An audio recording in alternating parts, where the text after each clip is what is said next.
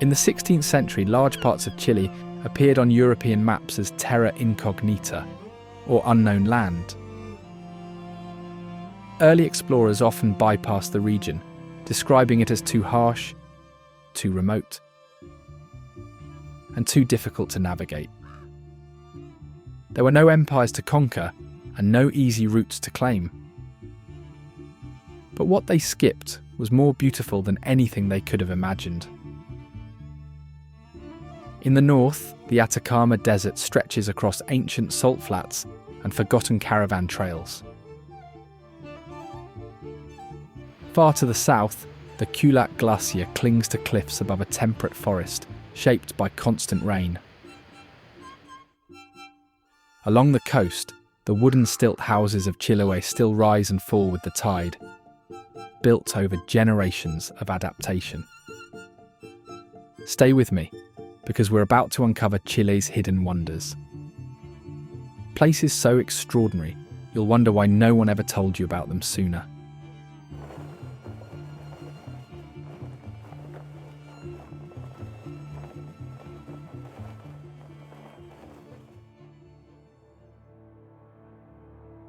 Torres del Paine National Park is named after its great granite peaks, which are 3 towering rock formations that rise above the landscape.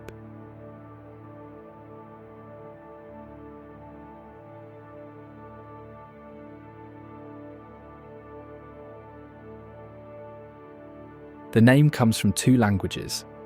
Torres means towers in Spanish, and Paine means blue in the Tehuelche language, referencing the blue hue of the mountains when seen from a distance.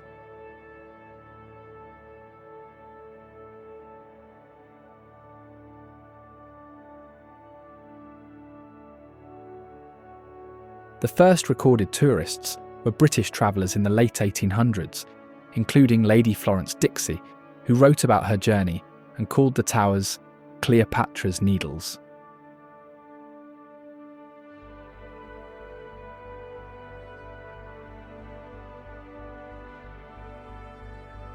However, it was only officially established in 1959 and expanded in the 1970s with land donations.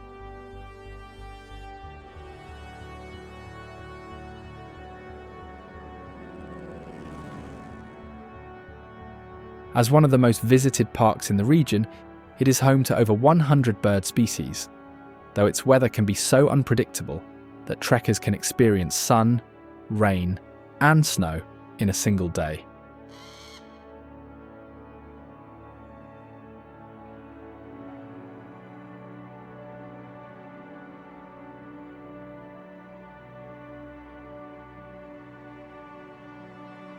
Widely found in the Patagonian steppes and Andean foothills are the Guanacos, relatives of llamas who are easily recognised by their slender necks, long legs, and light brown coat.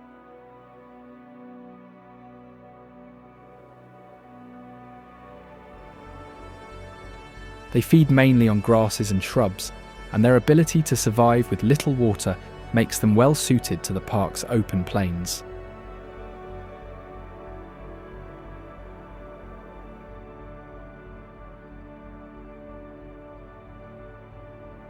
As their wool is soft and highly valued, it is sustainably harvested from semi-wild or wild populations, often through capture and release programs.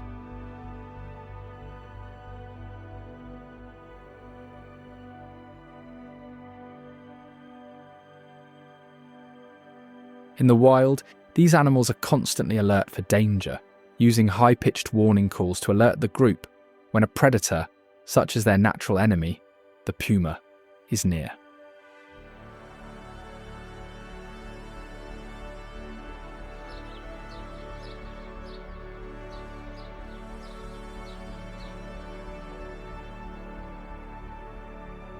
The puma is the park's top predator and is native to the nation.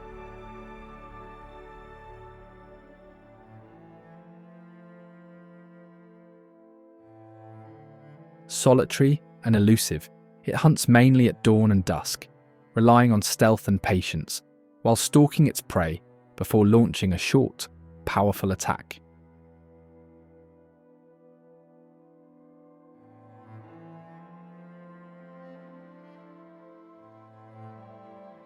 After a successful hunt, it will often hide its kill and return to feed over several days.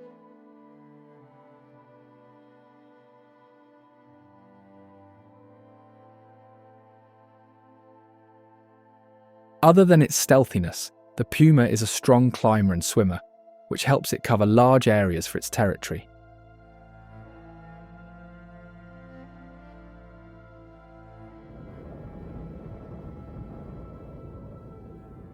In fact, these predators mark their territory with scent markings and scratches on trees.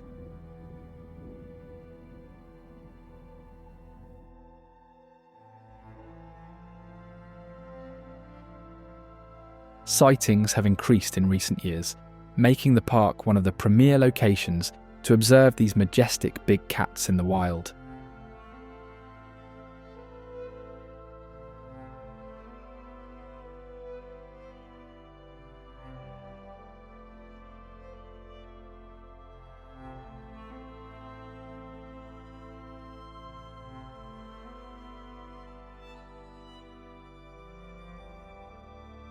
Some distinctive birds of prey also found in the park are the Caracaras, easily identified by their hooked beaks and bold markings.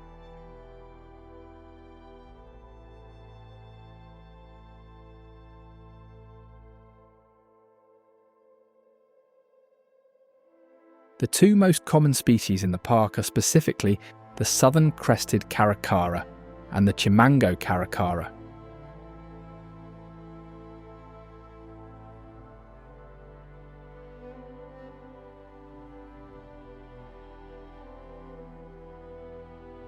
These birds are opportunistic feeders, eating everything from insects and small mammals to carrion.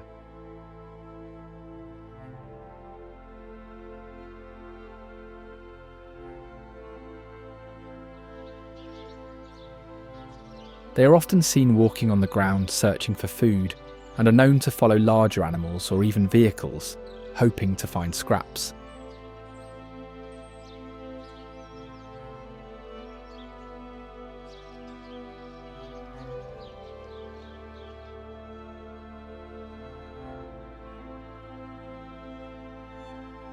In fact, they are quite intelligent and adaptable, often using teamwork to drive away other scavengers from a food source.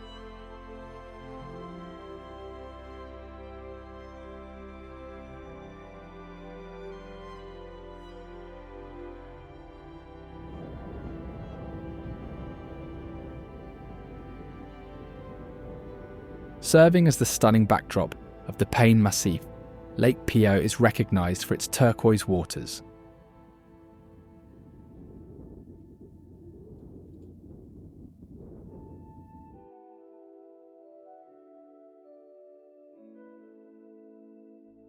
The colour of the lake changes depending on the light and weather, creating a different view at every hour.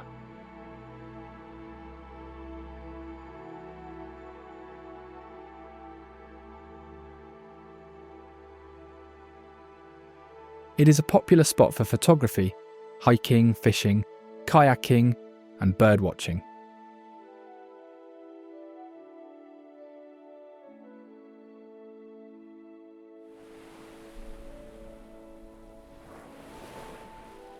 The area around the lake is less crowded than other parts of the park, offering a peaceful experience and access to several hiking trails.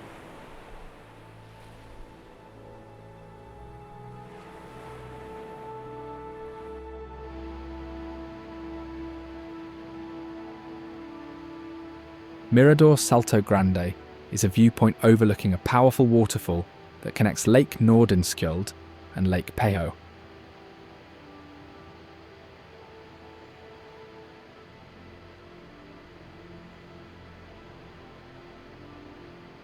The waterfall drops about 15 metres, and the trail to the viewpoint is short and easy, making it accessible to most visitors.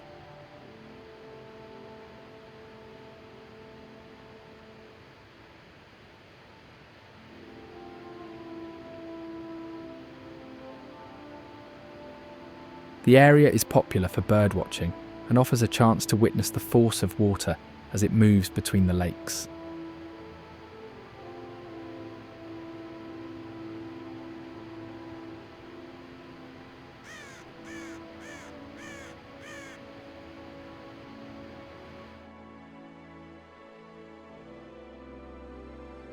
Grey Glacier is one of the park's largest glaciers, part of the southern Patagonian icefield.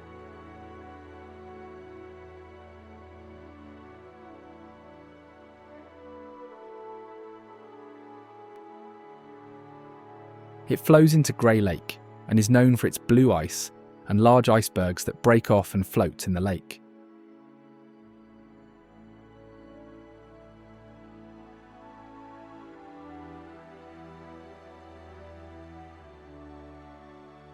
The glacier can be seen by trekking, boat tours, or even ice hiking with crampons and axes, making it a highlight for adventure seekers.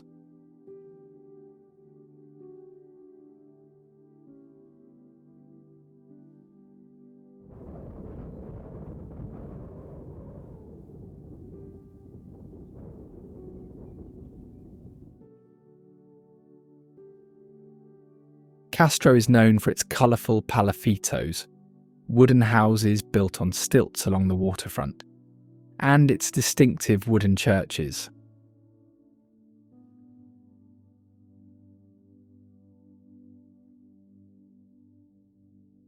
The houses are best viewed at high tide when the water rises beneath them, and at low tide when the stilts are fully exposed.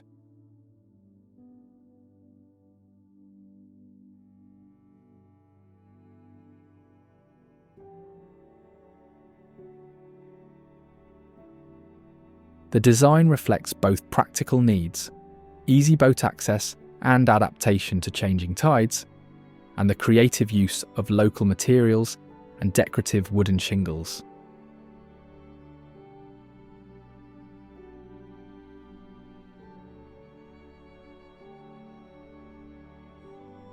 The city is one of the oldest in the region, established in the 16th century as a strategic settlement for exploring and controlling the archipelago it is located in.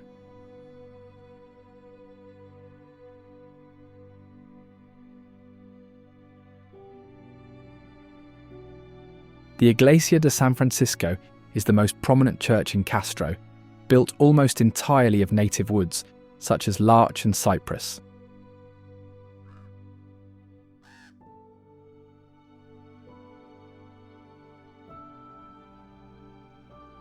The current structure was completed in the early 20th century after previous churches on the site were destroyed by fire.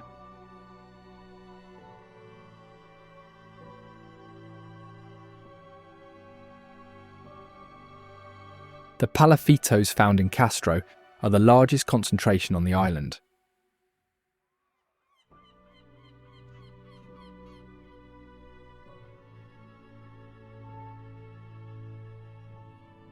The tradition of building them began in the 19th century during a period of commercial growth, especially in fishing, as the stilt design made use of public land along the shore.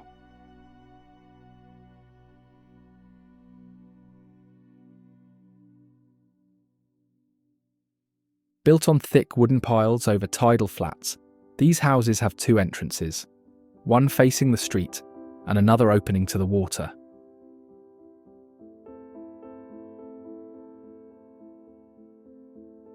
This design allowed fishermen to moor their boats directly at their homes and go fishing with the tides.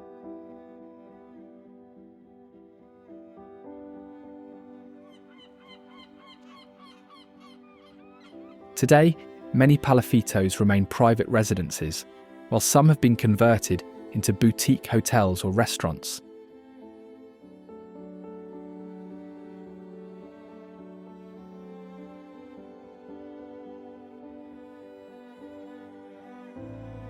General Carrera Lake is the largest lake in its region, located in Patagonia and shared across an international border, where it is also known as Lake Buenos Aires.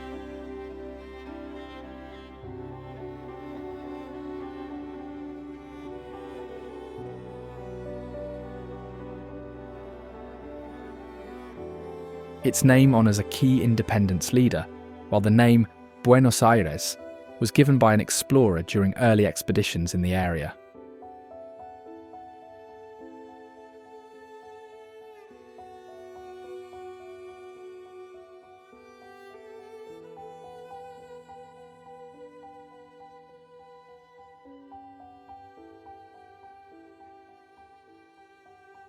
It is notably dotted with small settlements, but there are few large towns, preserving the area's quiet atmosphere.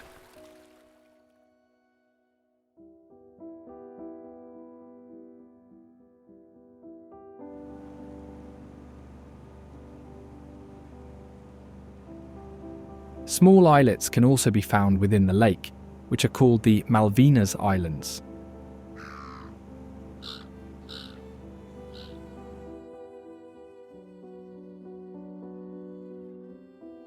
The lake is especially famous for the Cuevas de Mármol, a network of marble caverns, tunnels and columns formed in solid marble along the lake's shoreline.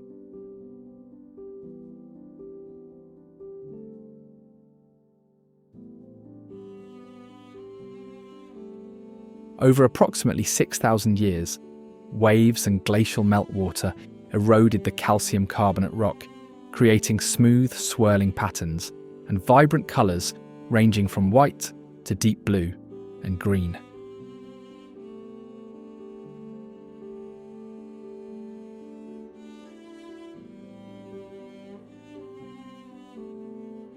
The intensity of the cave colours changes with the water level, time of day, and weather, making each visit unique.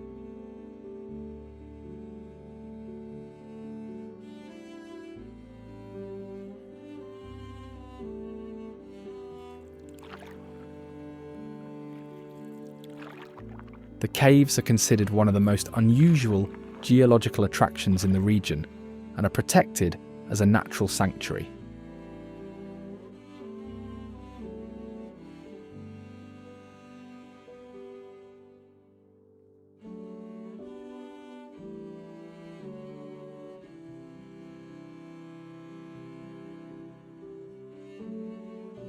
Sewell is an abandoned mining town located high on the slopes of the Andes, established in the early 20th century to support copper mining operations in the region.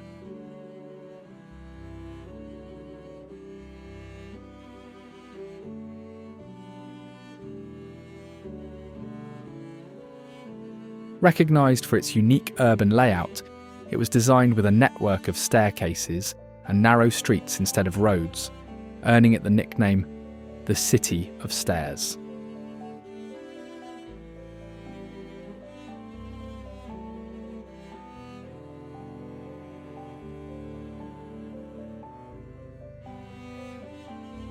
Its buildings were painted in bright colours, which helped residents identify structures during winter snowstorms.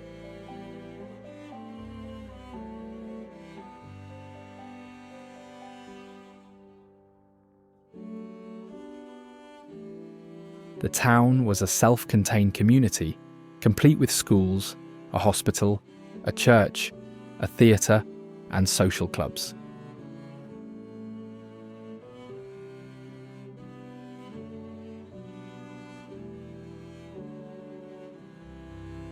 It was constructed to house workers and their families, providing amenities that were rare for industrial settlements at the time.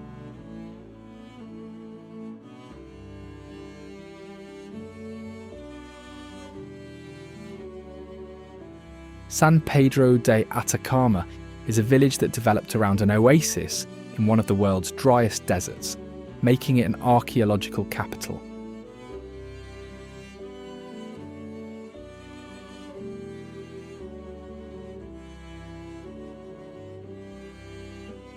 The name comes from its patron saint, San Pedro or St. Peter, and Atacama, which is believed to originate from the word Acacha in the Kunza language, meaning head of the country.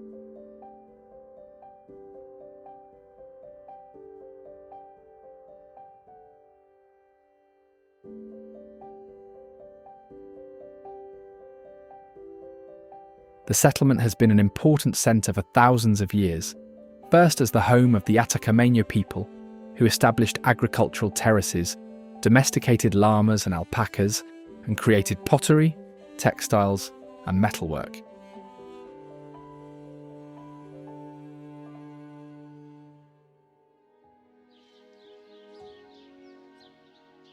Later, it became a strategic stop on trade routes connecting highland herders with coastal communities.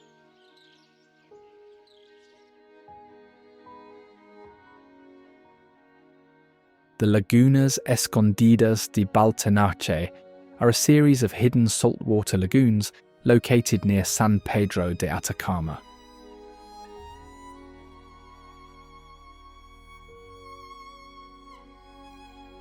These lagoons are known for their crystal-clear turquoise waters, surrounded by white salt crusts.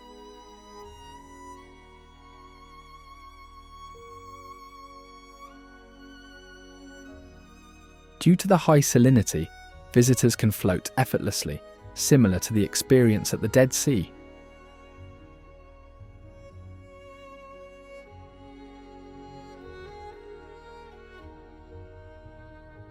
However, only a couple of the 7 lagoons are open for swimming, with the rest protected for conservation.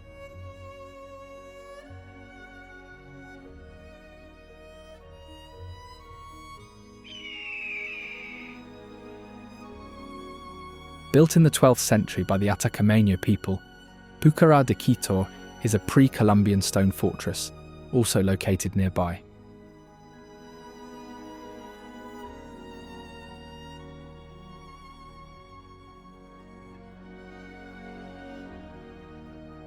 The fortress is constructed with stone walls that climb the hillside, offering strategic views of the San Pedro River Valley and the surrounding desert.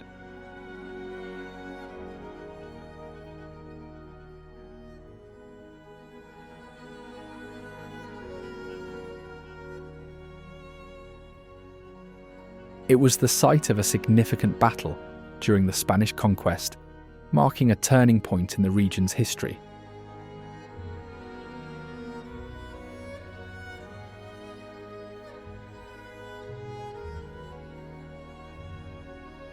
The Strait of Magellan is a natural sea passage separating the tip of the South American mainland from the Tierra del Fuego archipelago.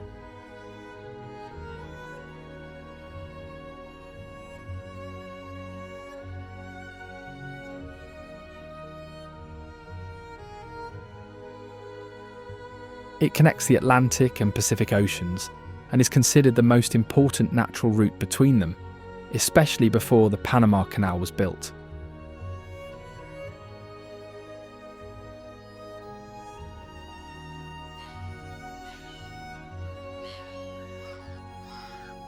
The strait is known for its winding course, unpredictable winds, and strong currents, making navigation challenging even for experienced mariners.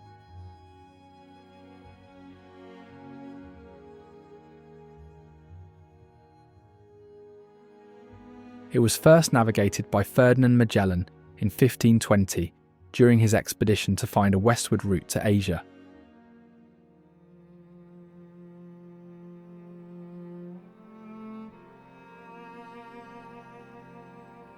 Despite these difficulties, it was a preferred route for ships because it offered more shelter than the open waters around Cape Horn.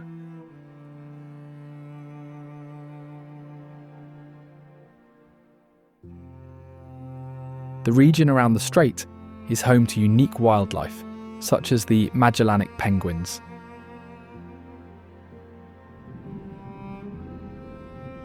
These medium-sized penguins have distinctive black and white plumage with 2 black bands across the chest.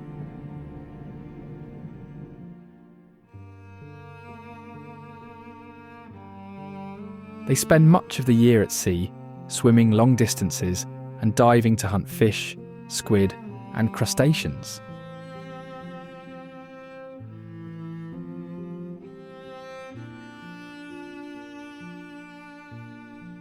During the breeding season, both parents take turns incubating eggs and feeding chicks.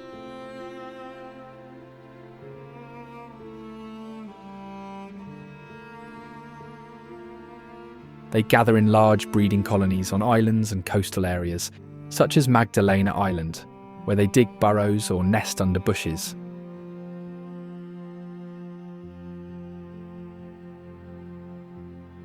After the breeding season, they migrate north, sometimes reaching as far as Brazil or Peru.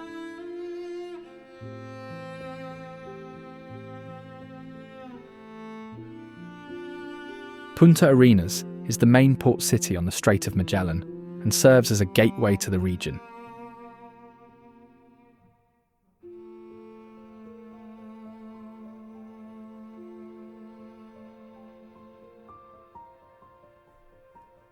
Founded as a penal colony in the 19th century, it grew into a major port and supply station for ships using the strait.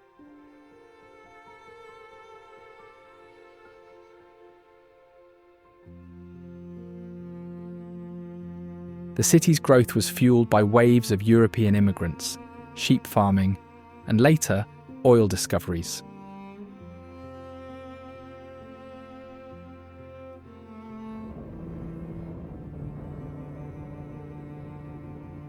Cajón del Maipo is a canyon located in the Andean foothills, formed by the Maipo River as it carves through steep mountain valleys.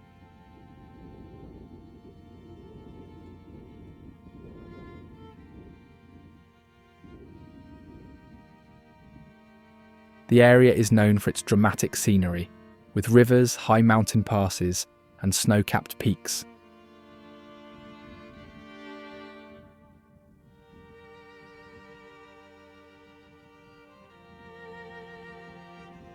Its name comes from the Maipo River, which runs through the canyon and has been central to the region's history and development.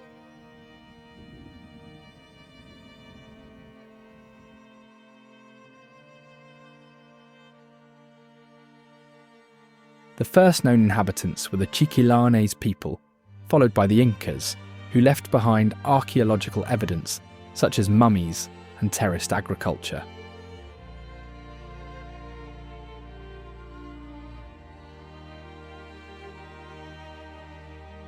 El Yeso Reservoir is one of the most popular attractions in Cajón del Maipo.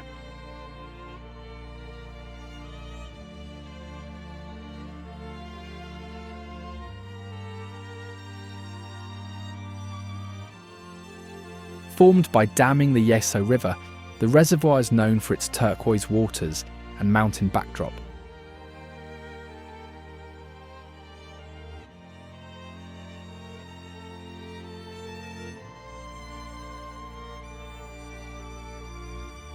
It is a key source of drinking water for the surrounding area and a favourite spot for fishing, picnicking and photography.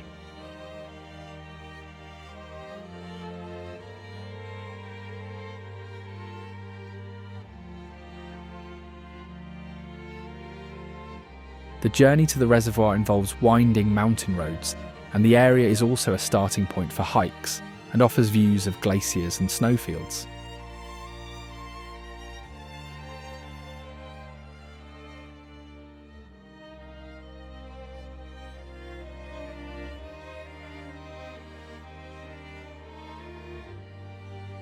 Termas Valle de Colina are natural hot springs located along the Colina River at the base of the San Jose volcano.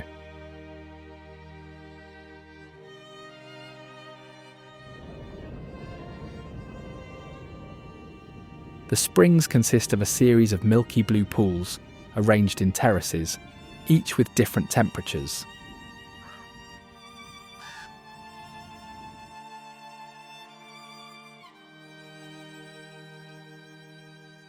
The mineral-rich waters are believed to have therapeutic properties, and visitors often soak here after a day of hiking or exploring.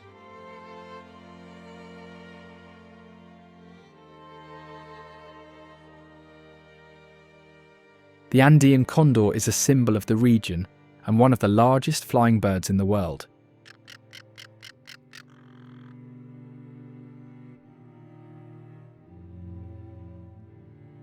These birds are often seen soaring above the cliffs and valleys of Cajón del Maipo, using thermal currents to glide with minimal effort.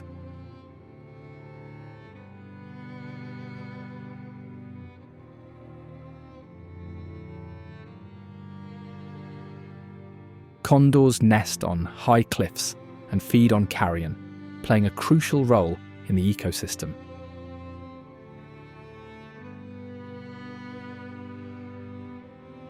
They are known for their impressive wingspan and distinctive black and white plumage.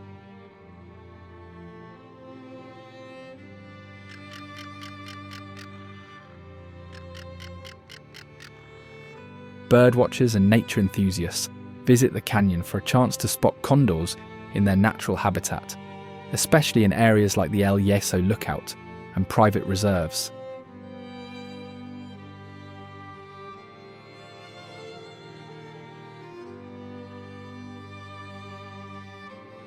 The Atacama Desert is a hyper-arid region in northern Chile, considered the driest non-polar desert in the world.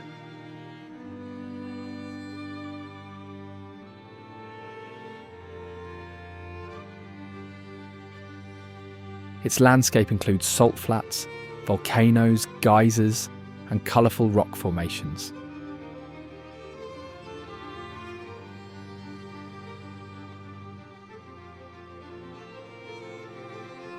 The desert stretches between the Pacific Ocean and the Andes, forming a continuous strip of barren land with unique geological and climatic features.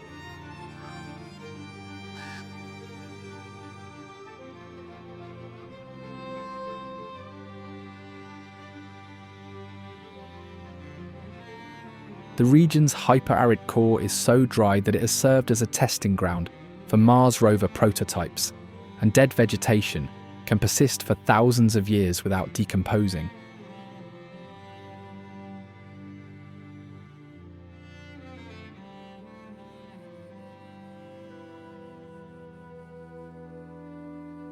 Additionally, some areas have gone centuries without recorded rainfall.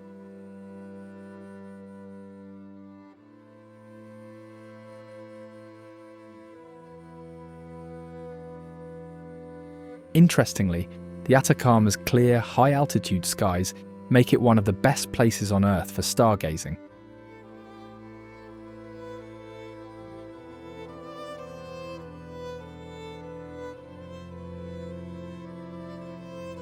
Piedras Rojas, or red stones, is a remarkable area characterized by copper-colored rocks formed by iron oxidation.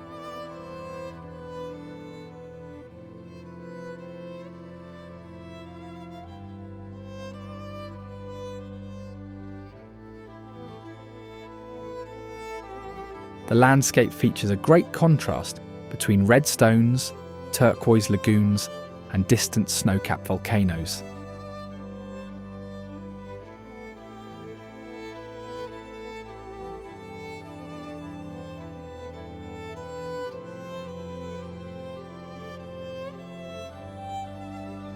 El Tatio is the highest geyser field on Earth and the third largest globally.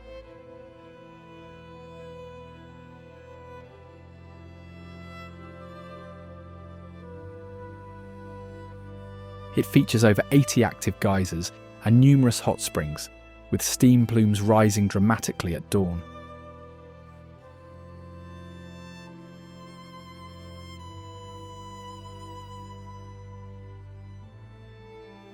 The geothermal activity is fueled by underground aquifers heated by volcanic calderas.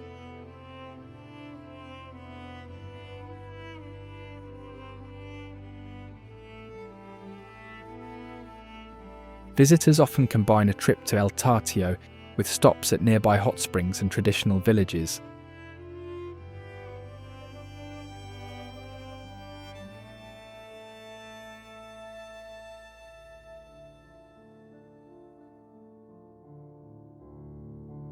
Valle del Arco Iris is known for its hills displaying an array of colours: red, green, yellow, white, and beige, caused by varying concentrations of minerals and clays.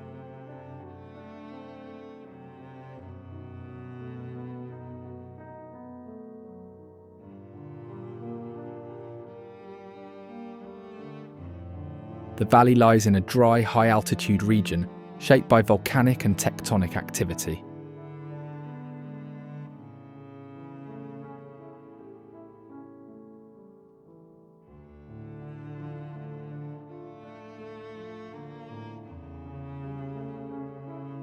This geological movement exposed layers of rock that were once buried deep underground.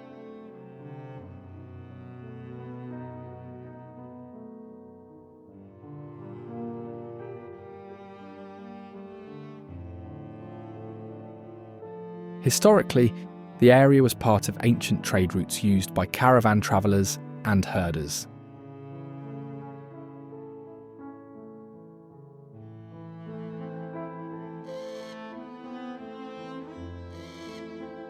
It is also located near ancient petroglyphs and is a popular destination for geology enthusiasts and hikers.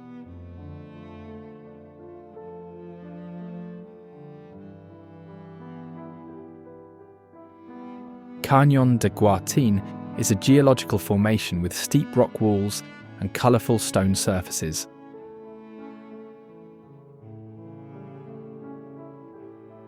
The canyon is home to xerophytic vegetation, including giant candelabra cacti that grow along the rocky slopes of the canyon.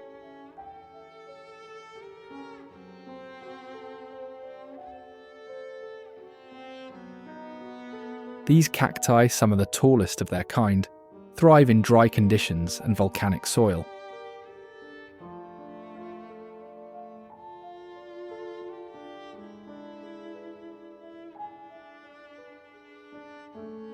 In the past, local communities used the cacti wood, which is remarkably strong, despite its lightweight, for building and crafting.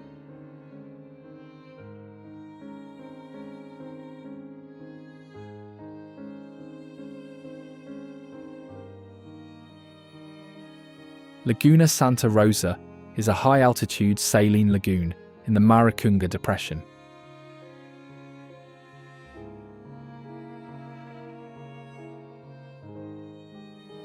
The lagoon is connected to nearby salt flats and is known for its extreme temperature fluctuations.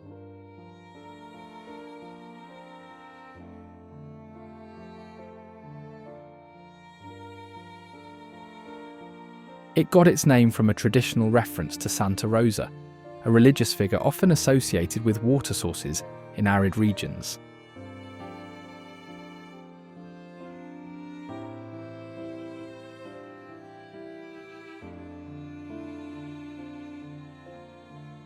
It is most known for being a seasonal home to 3 species of flamingos: Andean, Chilean, and James's flamingo.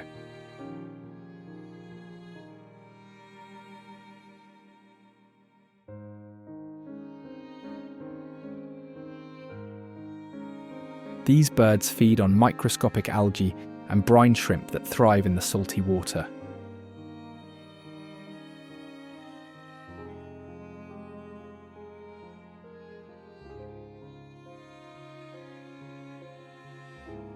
Vicente Pérez Rosales National Park is the oldest national park in its region, established to protect the temperate rainforests, volcanic landscapes, and unique wildlife of the southern Andes.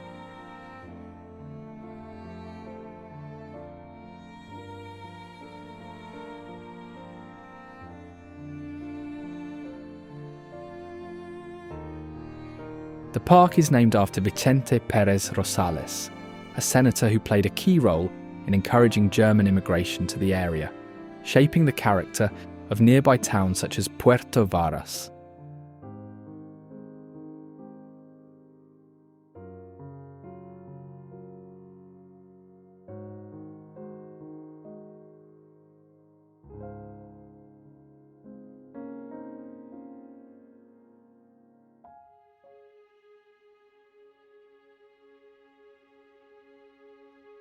Osorno Volcano is a prominent feature of the park, recognised for its perfect conical shape and snow-covered summit.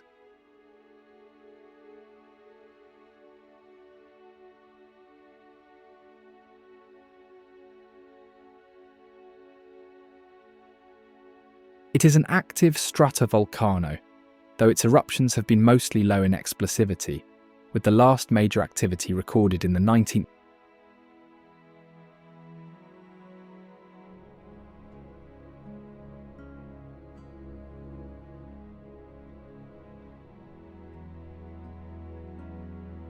The upper part of Osorno is covered by a glacier, which supplies water to local rivers and creates the risk of lahars during eruptions.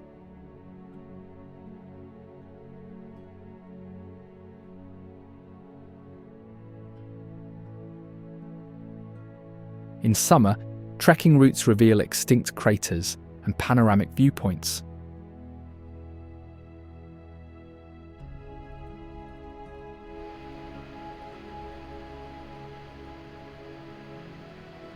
The Pehoé waterfalls are a highlight of the park, where the Pehoé River cascades over volcanic rock formations, creating turquoise rapids and polished basalt channels.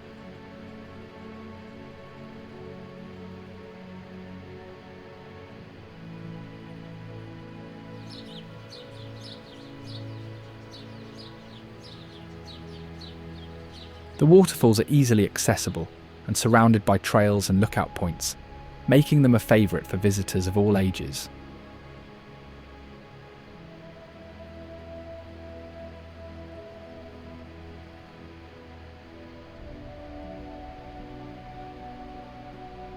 The river begins at Lake Todos los Santos and flows through the park.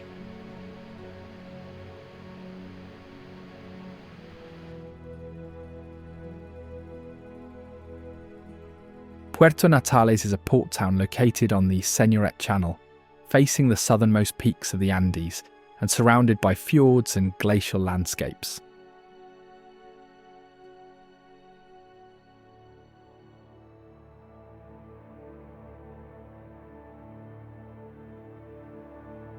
The area was originally inhabited by the Kaweskar and Ionican people before European explorers arrived.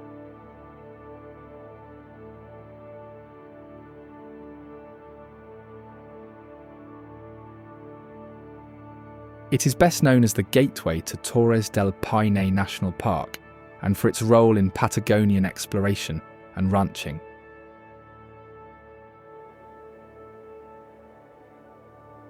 Once a fishing village and a centre for the sheep and cattle industry, it became an important port for exporting wool, meat and hides.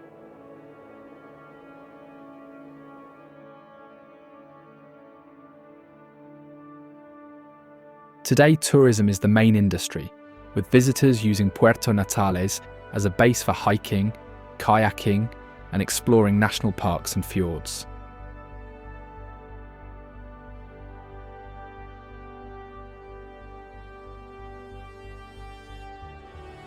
The wooden docks along Puerto Natales' waterfront are reminders of its shipping and fishing history.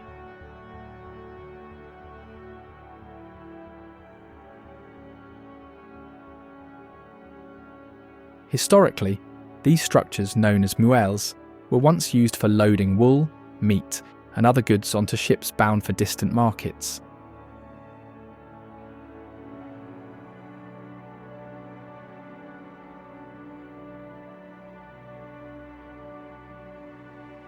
The remains of these piers, which are rows of weathered wooden pillars stretching into the channel, serve as gathering spots for seabirds and photography subjects.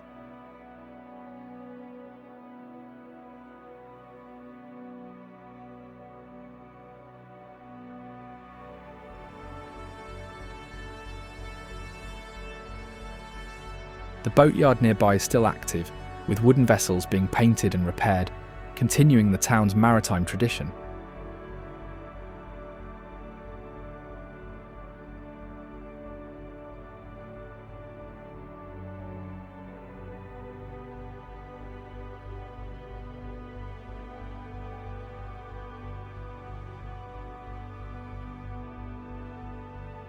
The Maule River is one of the most significant waterways in central Chile, originating in the Andes and flowing westward to the Pacific Ocean.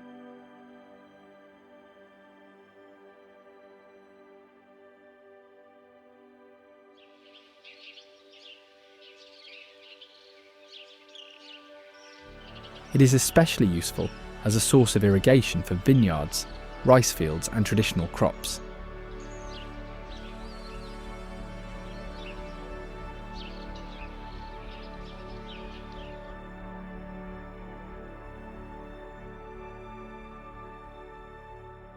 The river is also recognised for marking the southern boundary of the Inca Empire, making it a natural and historical frontier.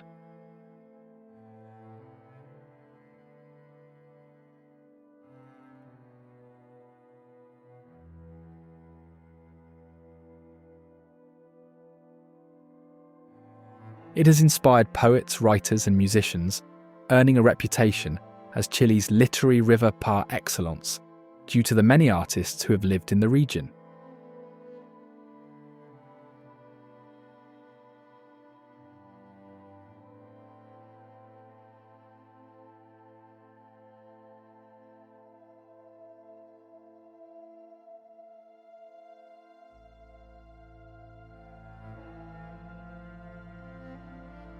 The Maule Valley is a renowned wine region, famous for its old vineyards and a wide range of grape varieties, including Cabernet Sauvignon, Carmenère, and Carignan.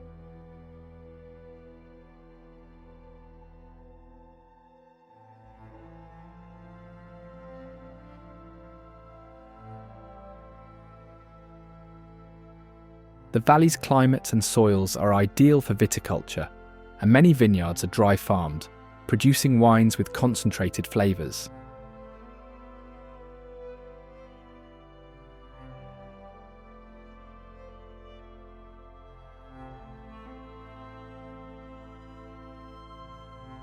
The region is also known for its rural charm, with family-owned wineries offering tours, tastings, and the chance to participate in the grape harvest.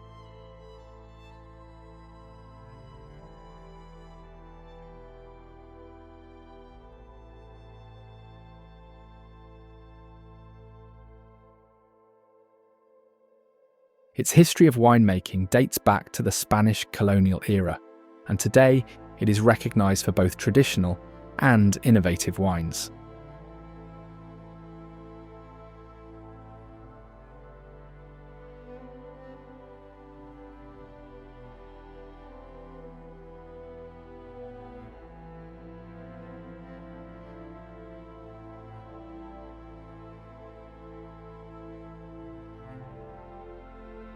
The southern part of the Maule region is the main rice-growing area in the country, with thousands of hectares dedicated to this crop.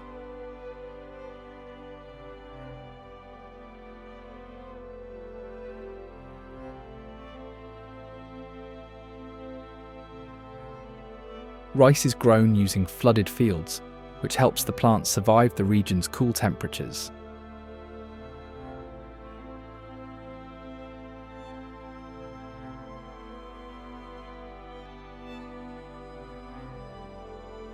In recent years, there has been a shift toward more sustainable methods, such as the system of rice intensification, to reduce water use and chemical inputs.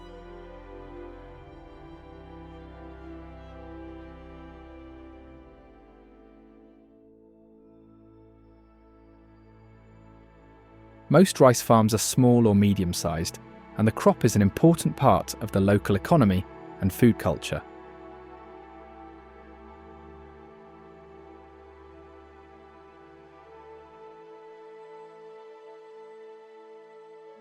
Parque Nacional Cular is a protected area in the Aysén region, recognised for its temperate rainforest and the impressive Cular Glacier, also known as the Hanging Glacier.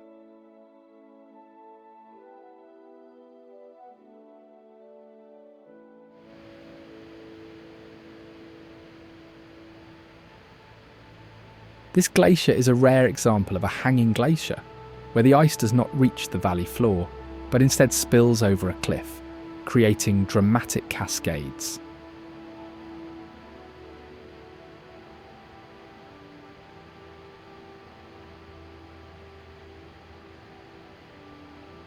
Its meltwater forms a powerful waterfall that can be seen and heard from several kilometres away, especially after heavy rain or during warm spells.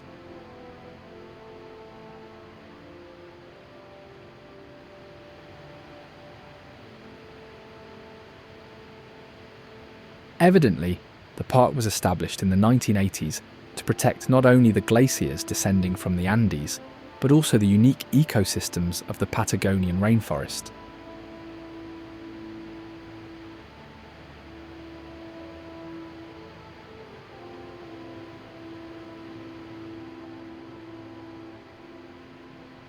The rainforest is one of the few temperate rainforests in the world, with dense moss, ferns and lichens covering the ground and tree trunks.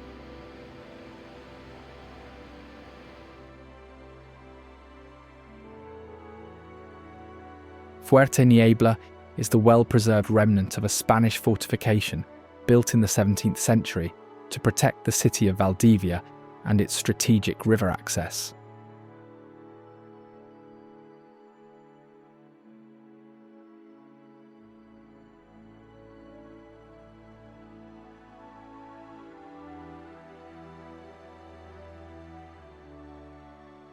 It is part of the Valdivian fort system, once the largest defensive complex on the Pacific coast of the Americas.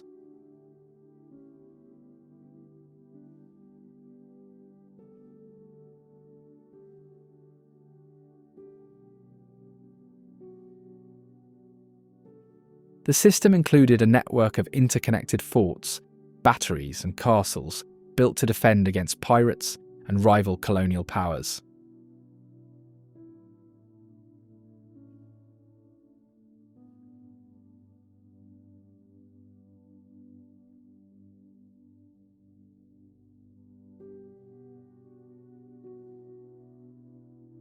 The fort stands on a stone slope, about 30 metres above the mouth of the Valdivia River, providing a commanding view of Corral Bay and the open sea.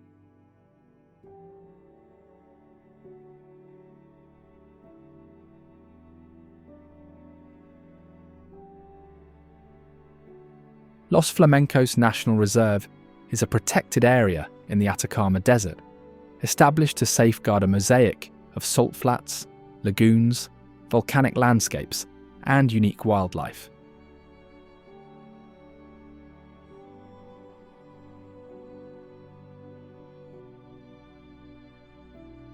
It is divided into 7 distinct sectors, each with its own geography, flora and fauna, making it a showcase for the resilience of life in one of the world's driest environments.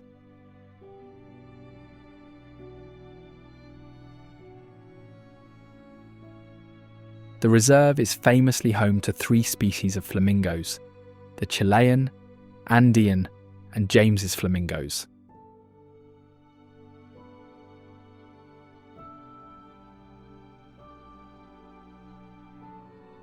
Their plumage ranges from pale pink to deep salmon, depending on their diet and species, and this signature colour comes from their main range of brine shrimp and algae rich in beta-carotene, which their bodies metabolize into pink pigments.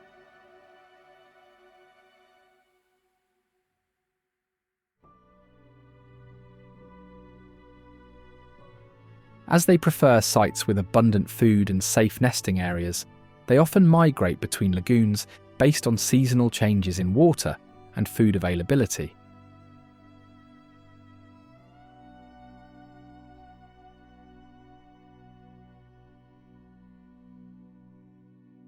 They spend much of their day filter feeding in shallow alkaline lagoons, sweeping their heads upside down through the water to trap tiny shrimp, algae, and other microorganisms with their specialised beaks.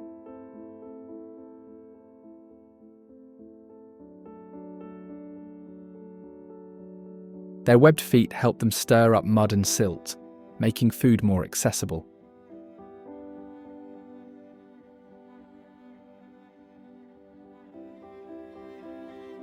Each species is adapted to the harsh saline environment, making the reserve one of the few places in the world where all 3 can be seen together.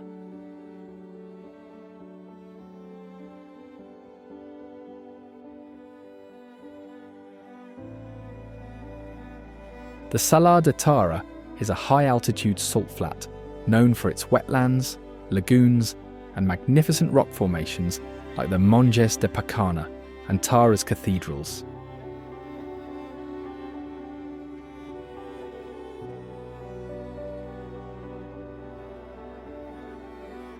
These geological features were formed by volcanic ash and wind erosion, creating towering columns and arches.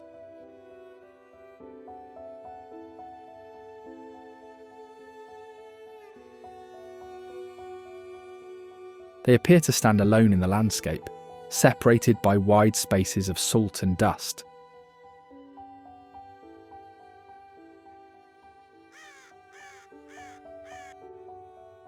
Scientists have studied them to better understand how wind can sculpt rock in extreme conditions.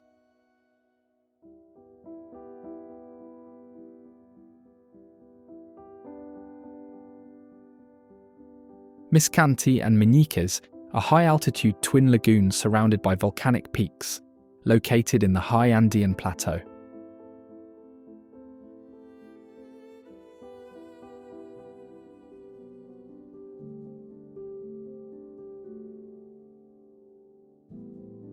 The lagoons are fed by underground springs and host large flocks of flamingos, as well as ducks and other birds.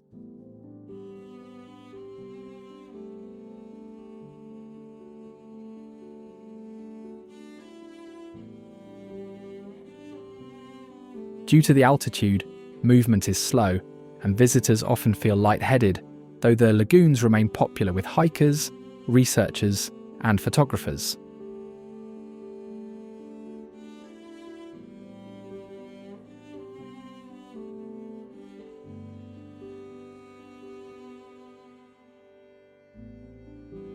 According to local tradition, the mountains are considered ancient figures, frozen in time.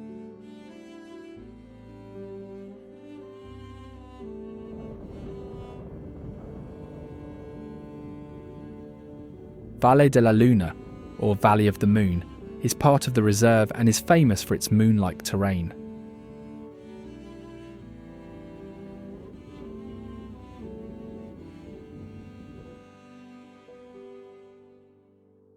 Wind and water have carved the landscape into ridges, dunes and salt formations that change colour with the setting sun.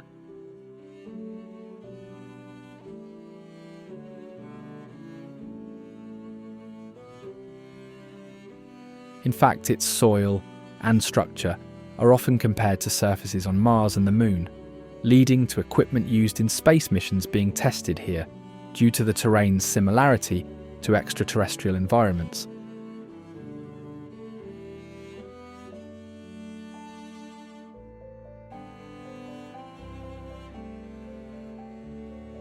The area's extreme dryness and unique geology have made it a site for scientific research and a favourite for sunset viewing.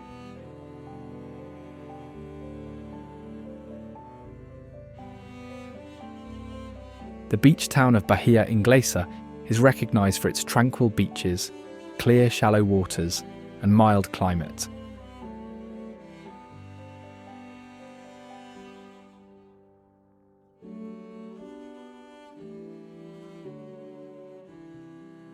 The town itself is compact, with a laid-back atmosphere and seaside restaurants serving fresh seafood, especially local shellfish and ceviche.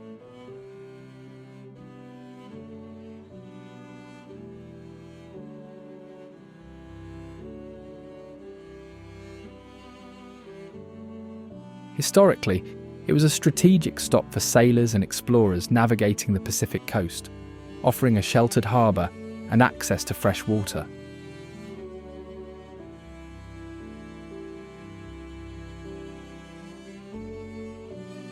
In the 19th century, the area saw increased activity due to mining booms in the nearby Atacama region, with Bahia Inglesa serving as a port for exporting minerals.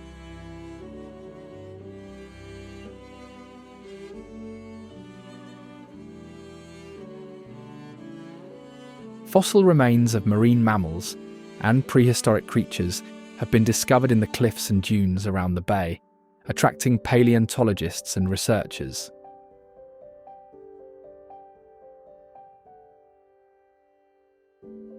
The town has grown gradually, maintaining its small size and relaxed pace despite its popularity with visitors.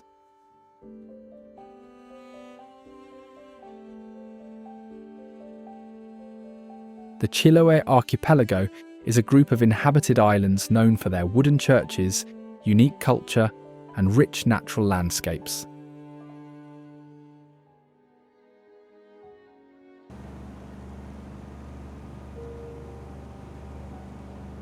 The islands have been shaped by a history of indigenous Chono and Huillich peoples, Spanish colonization, and centuries of relative isolation, resulting in a distinctive Chilote culture with its own mythology, cuisine, and traditions.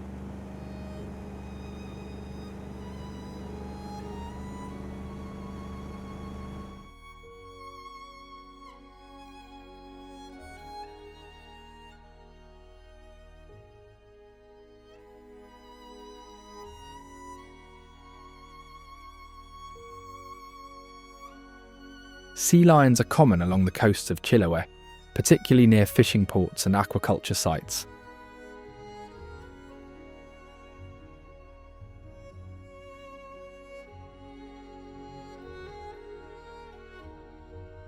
These marine mammals are highly social, gathering in large colonies on rocky shores and islands.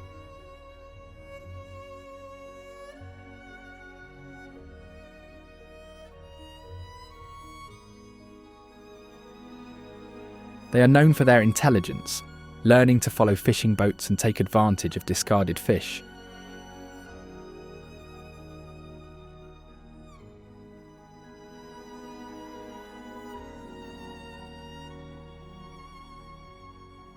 Interestingly, their presence is often noted by fishermen, who sometimes view them as competitors as well.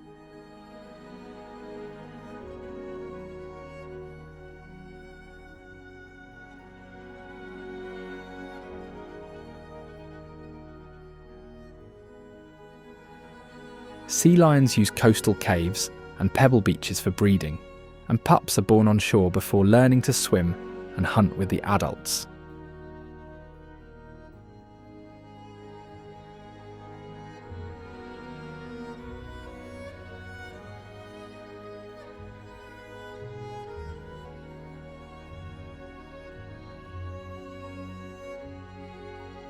Their playful behaviour and loud vocalisations make them a familiar sight and sound on the islands.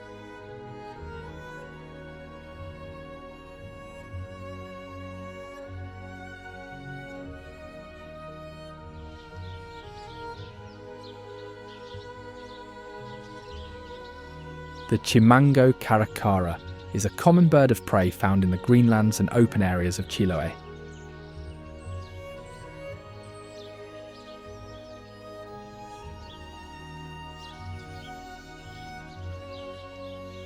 Recognised by their slender build, brown plumage and agile flight, these raptors are opportunistic feeders, eating insects, small mammals, eggs, carrion, and even human refuse.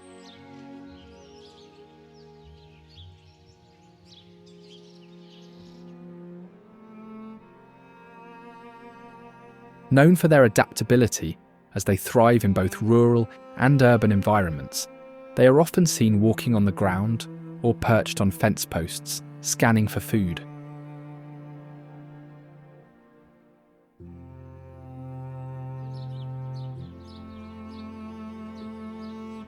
Chimango Caracaras help control pests and clean up carrion, making them an important part of the local ecosystem.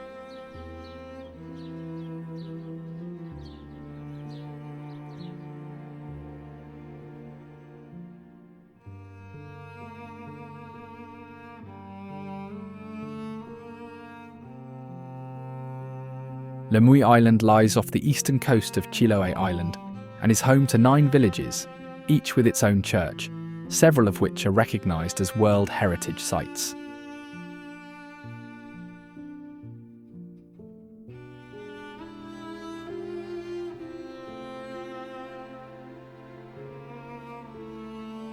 The churches, such as Detif, are especially notable for their age and unique wooden architecture, blending Spanish Jesuit and local Chilote building traditions.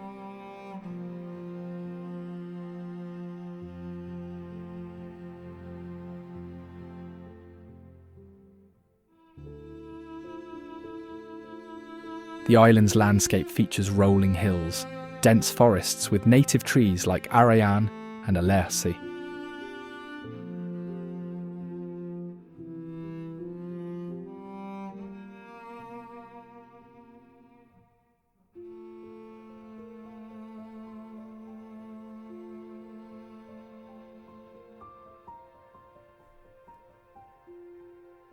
Local life revolves around farming, fishing, and artisan crafts, offering visitors an authentic experience of Chilote culture.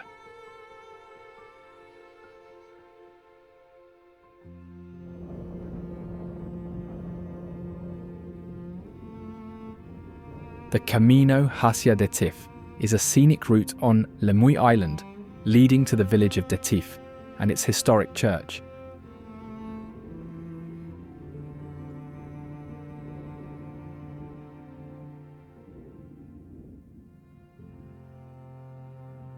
The journey passes through green landscapes and offers views of traditional Chilote houses, grazing animals, and the coast.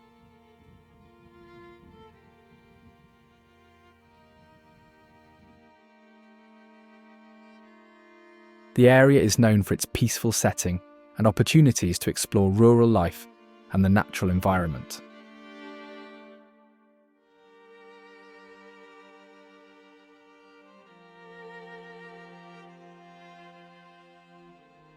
Aucar Island near Quemchi is also called the Island of the Navigator's Souls, a nickname given by the Chilean poet Francisco Coloane.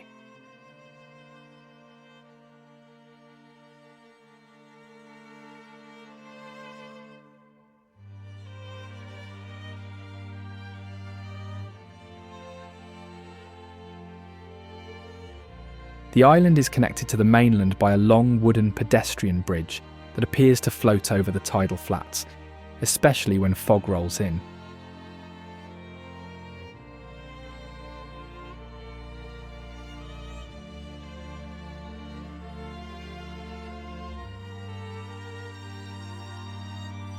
It features an old wooden chapel, a cemetery, and a botanical garden maintained by local school children.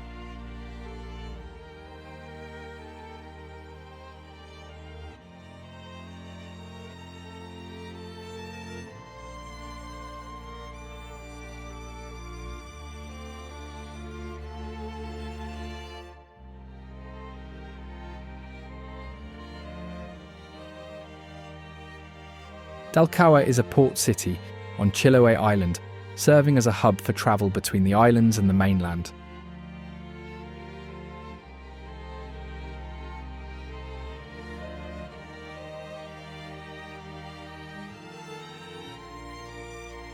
The town is known for its wooden churches and for its Sunday craft and food markets, where local artisans and fishermen sell their goods.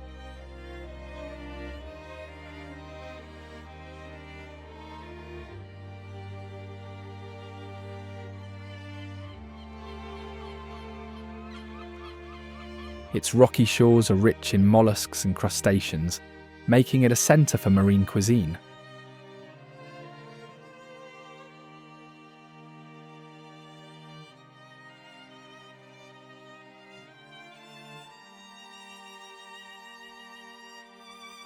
The town's main church, Nuestra Señora de los Dolores, was built on the site of an old Jesuit mission.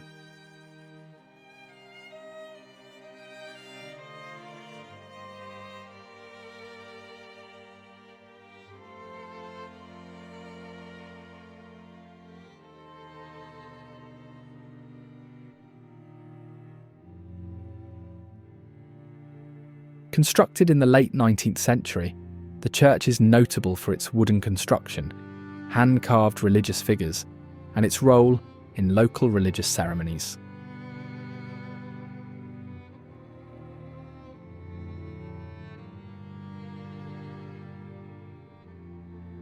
This includes Good Friday, Descent from the Cross, where a hinged Christ figure is removed from the cross in a dramatic ritual.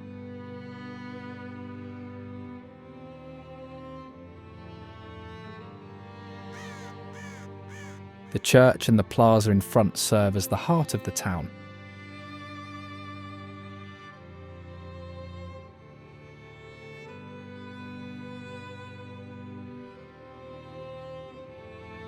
Tenajón is one of the oldest villages in the archipelago, founded in the 18th century, and historically important as a port for the larch timber trade.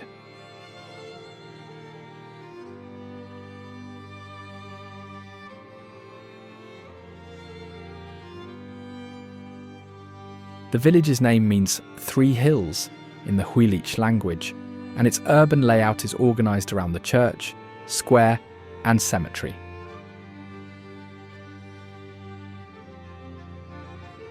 The church of Tenajón, Nuestra Señora del Patrocinio, stands out for its three towers and neoclassical style. The village is famous for the minga, a tradition where houses are moved by land or sea, often involving the whole community.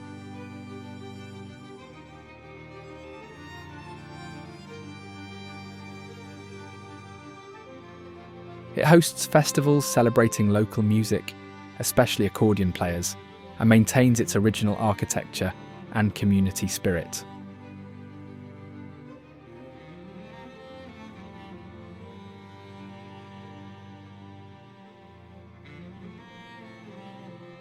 Chonchi is a small town on Chiloé Island, defined by its stepped streets and historic wooden architecture.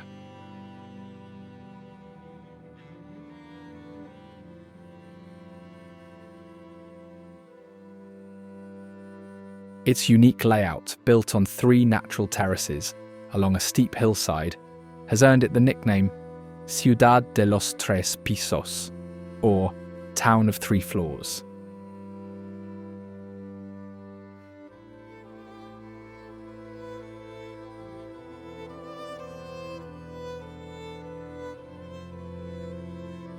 Chonchi's origins trace back to a Jesuit mission in the 18th century, and the town was officially founded in 1767.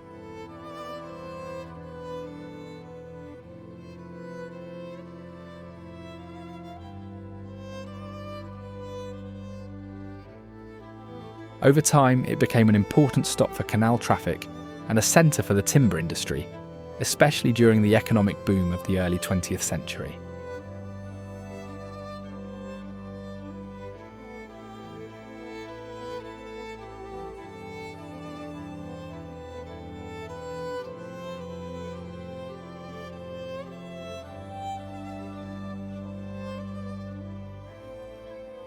The Church of St. Charles Borromeo stands at the top of Chonchi's main square, recognised by its neoclassical facade, 6-column portico, and blue ceiling.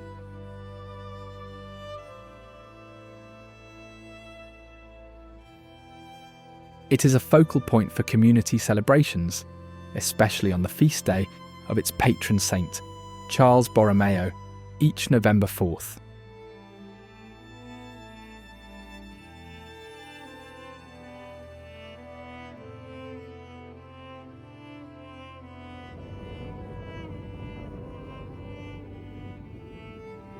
Muelle del Tiempo, or Dock of Time, is a wooden pier located near Cucao in the Chonchi commune.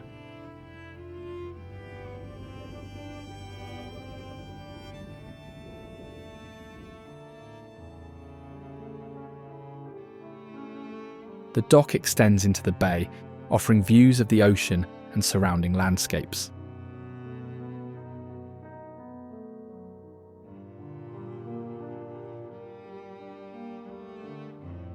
It is a popular spot for reflection, photography, and learning about the area's maritime history.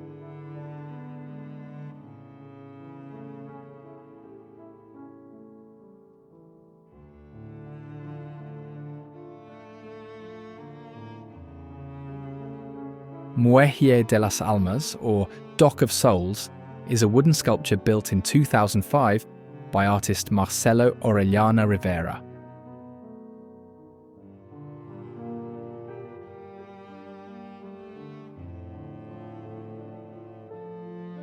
Located near Punta Pirulil on the western coast, it draws inspiration from Chilote mythology, specifically the legend of the souls of the dead seeking passage to the afterlife.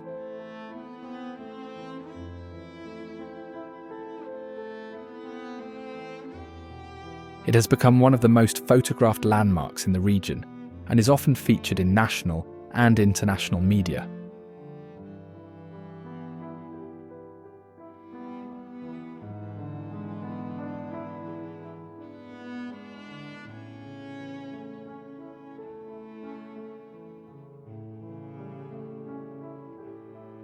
Ojos del Salado, the highest active volcano in the world and one of the highest peaks in the Andes, located on the border between Chile and Argentina.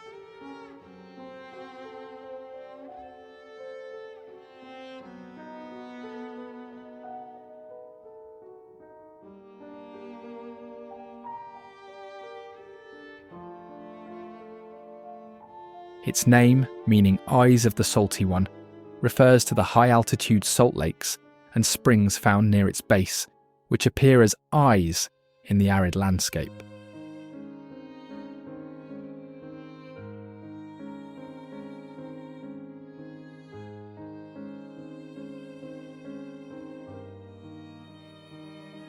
The volcano rises from the Atacama region, an area known for its extreme dryness and high elevation.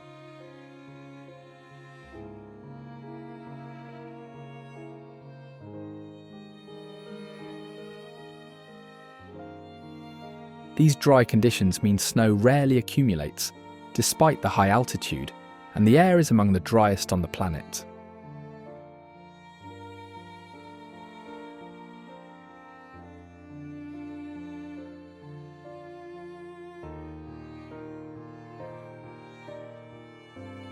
Copiapó is the nearest major city to Ojos del Salado and serves as the main gateway for expeditions to the volcano.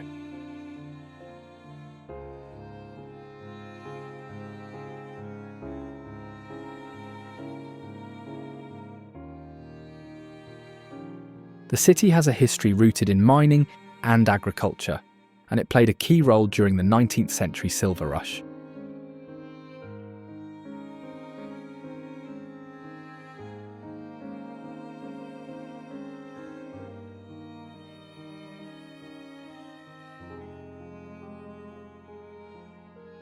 Today, Copiapó provides supplies, lodging, and transportation for climbers and tourists heading into the high Andes.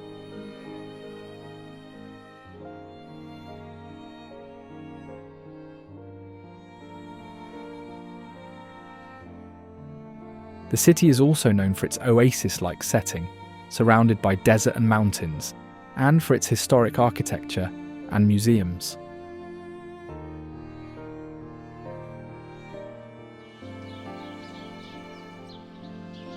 Radal Siete Tarzas is a natural area known for its series of 7 rock pools and waterfalls carved by the Claro River.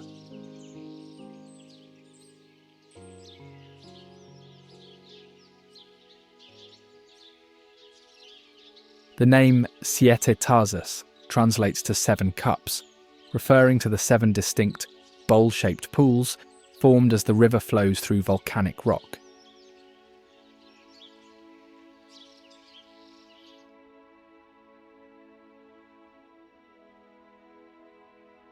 The main attraction is the sequence of rock pools, each connected by small waterfalls, creating a unique natural spectacle.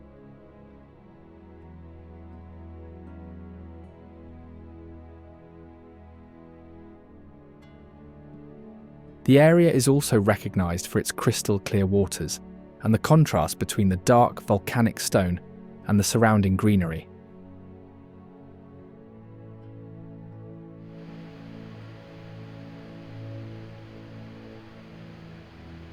The Bride's Veil waterfall, or Velo de la Novia, is another highlight near Radal Siete Tarzas.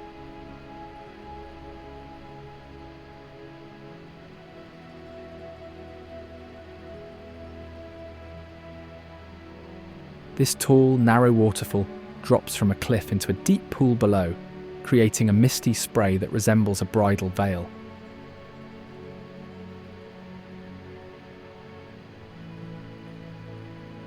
The waterfall is surrounded by forest and can be reached by a short hike from the main park area.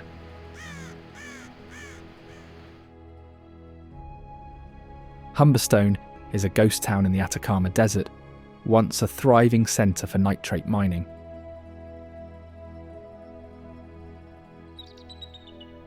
The town was originally founded as La Palma in 1872 to support the booming saltpeter industry, which produced potassium nitrate used in fertilisers and explosives. The name honours James Humberstone, a British chemical engineer who played a key role in the development of the industry and later became the CEO of the Peruvian nitrate company.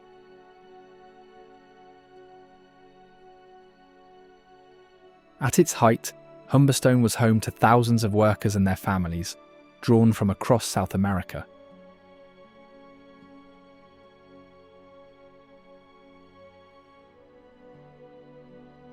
Easter Island, known locally as Rapa Nui, is a remote Pacific island famous for its over 800 Moai statues, monolithic human figures carved by the Rapa Nui people between roughly 1250 and 1500 AD.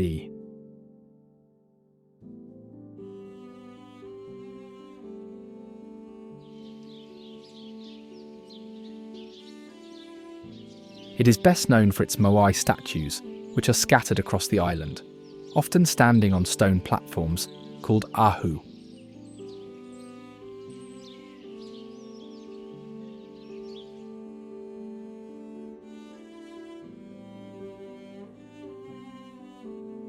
The moai were carved from volcanic tuff at the Rano Raraku quarry and transported to different parts of the island, a feat that continues to intrigue researchers due to the statue's size and weight.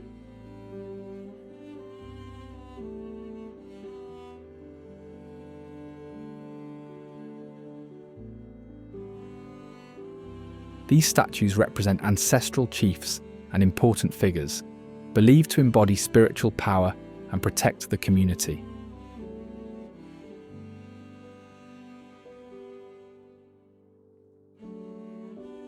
The competition to create larger and more impressive moai was a key aspect of Rapa Nui society.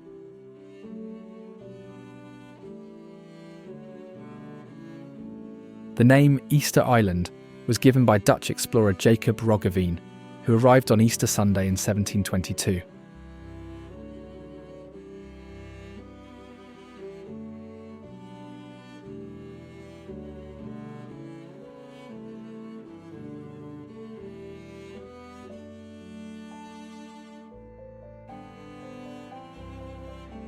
Cochamo Valley is a remote Andean valley known for its dramatic granite cliffs, old-growth temperate rainforests, and pristine rivers.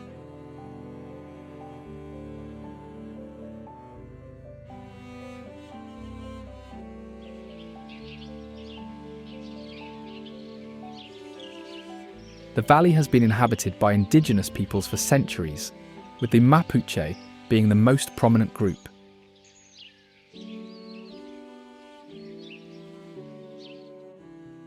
Its isolation until recent decades helped preserve both the environment and local traditions.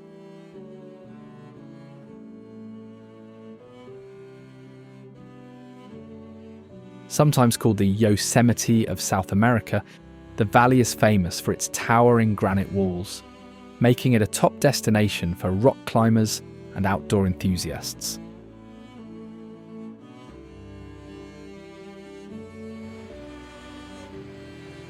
Los Toboganes are a series of natural granite waterslides formed by the erosion of the Cochamo River over smooth rock surfaces.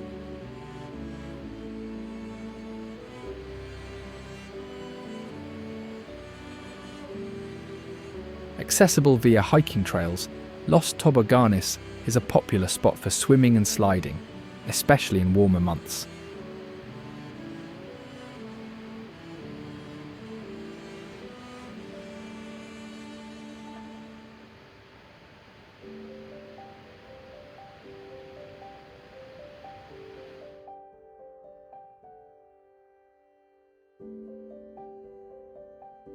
Pucón is a small town in southern Chile, recognized as a major center for adventure tourism and outdoor activities.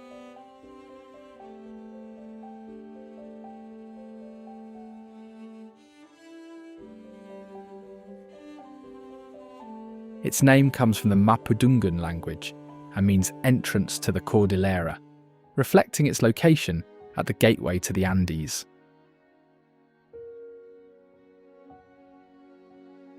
The town sits on the eastern shore of Lake Villarrica and is overlooked by the snow-capped Villarrica volcano.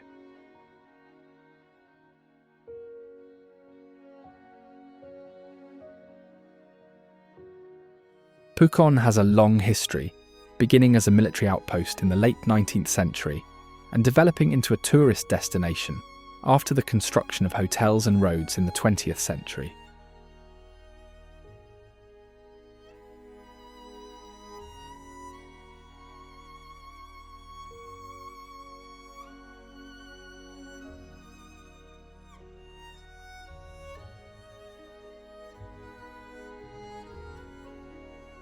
Villarrica volcano is an active stratovolcano rising above Pucón, known for its symmetrical cone and frequent eruptions.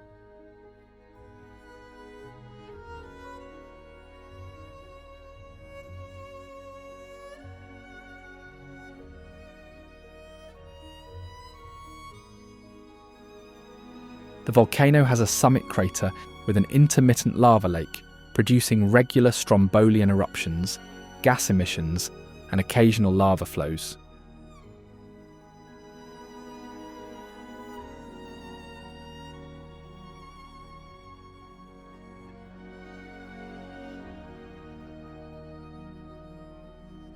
The ascent is a challenging hike through ice and snow, with views of the Lake District and distant volcanoes from the summit.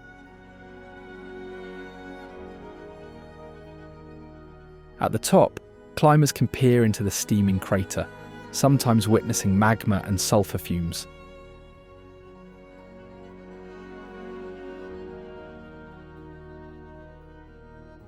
The volcano is also home to a ski centre and volcanic caves, offering year-round activities for outdoor enthusiasts.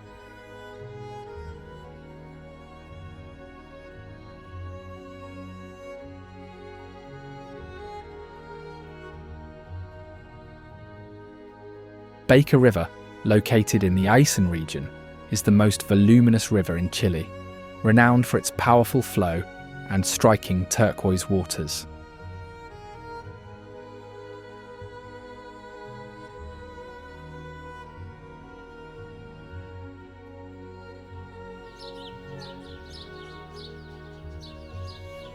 The river begins at Baker Lake and winds through the Patagonian landscape before reaching the Pacific Ocean.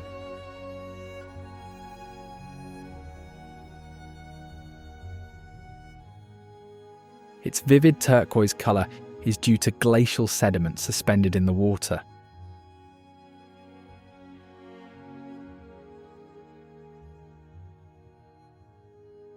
Named after Captain Thomas Baker, who explored the region in the 1800s, his journeys helped map and open up the Patagonian wilderness for further exploration and settlement.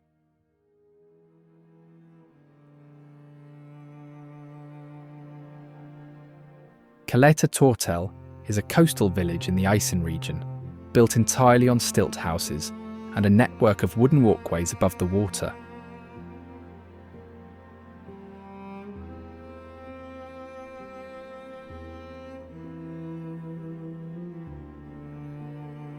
The village is located where the Baker River meets the Pacific, surrounded by fjords, islands, and dense forests.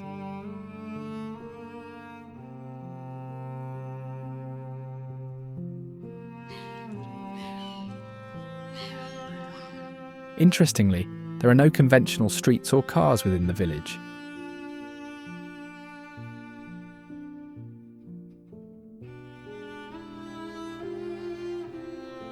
Instead, the entire village is connected by kilometres of cypress plank walkways, stairs, and bridges that wind along the coastline and through the houses.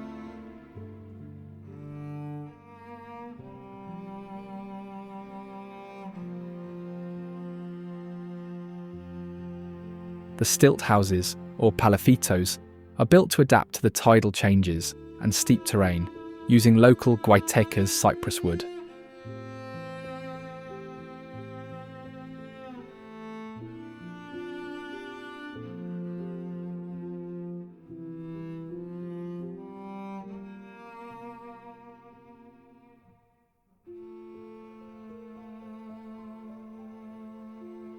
Lauca National Park is a high-altitude reserve in Arica y Parinacota, characterised by its snow-capped volcanoes, clear lakes and vibrant wetlands.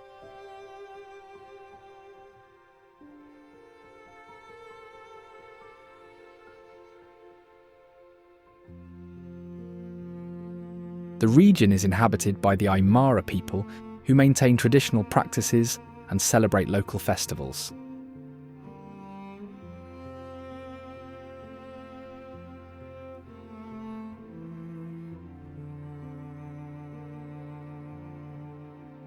It is a UNESCO Biosphere Reserve, making it also home to over 140 bird species and mammals.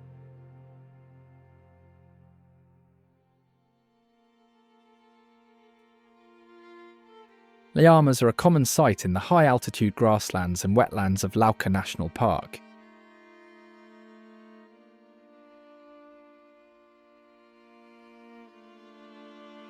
These domesticated camelids graze in herds, often alongside alpacas and wild relatives like vicuñas and guanacos.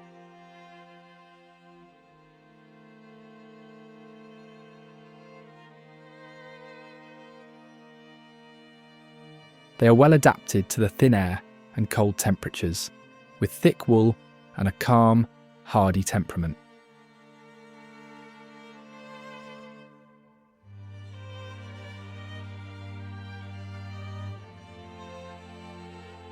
They are also social animals, living in groups with a clear hierarchy and communicate through body language, ear position, and humming sounds.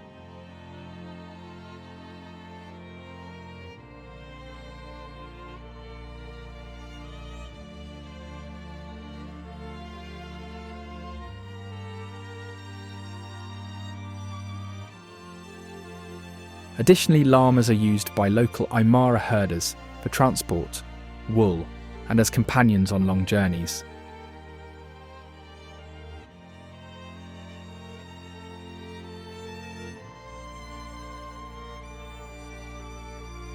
Their dung acts as a natural fertiliser, supporting the regeneration of highland vegetation and helping maintain the health of the bofidels.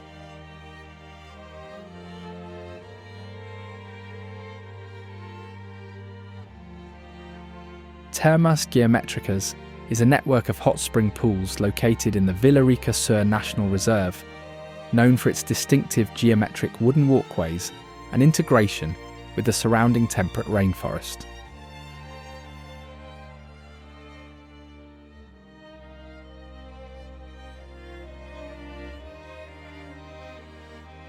The site features over 20 thermal pools of varying temperatures, connected by a 500-metre-long red-painted boardwalk that winds through a green canyon.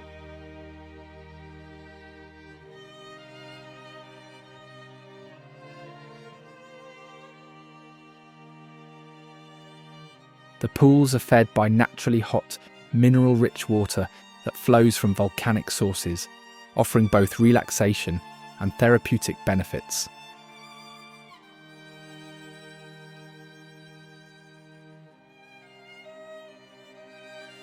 The site is open daily, with amenities such as changing rooms, lockers, and a cafe serving homemade snacks and drinks.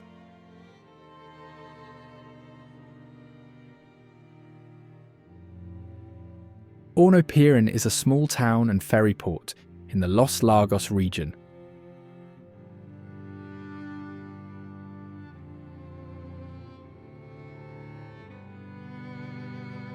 The town's name comes from the Mapudungun words Hornopiren, meaning snow oven, a reference to the nearby Hornopiren volcano, whose snow-capped summit resembles a traditional clay oven.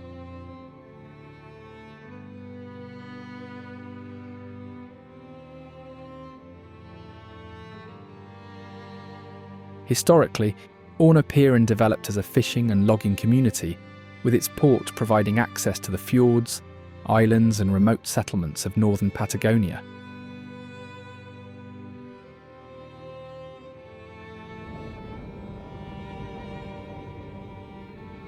In fact, it is recognised for its role as a transit point along the scenic Carretera Austral and as the starting point for ferry journeys through the fjords.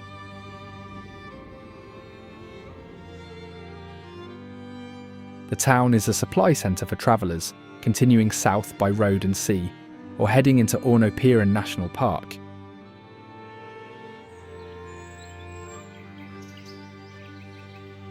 Hornopiren National Park is a protected area known for its temperate rainforest, glaciers, and volcanic landscapes.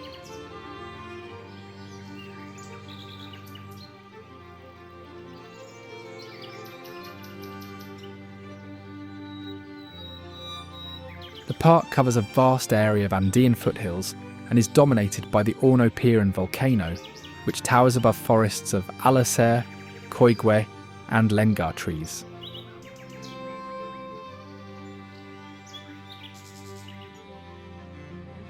The park's rivers and lakes are fed by glacial melt, creating turquoise lagoons and waterfalls.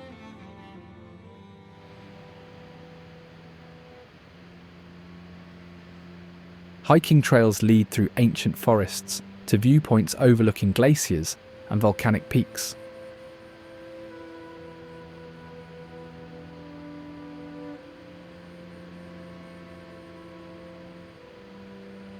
The park is less visited than other Patagonian reserves, offering solitude and the chance to experience old-growth forests and pristine rivers.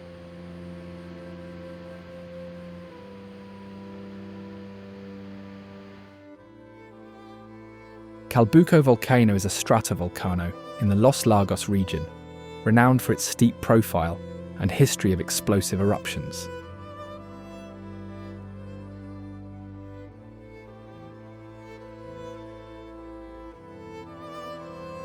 It is built up by layers of hardened lava, tephra, and volcanic ash, and features a summit crater about 400 to 500 meters wide.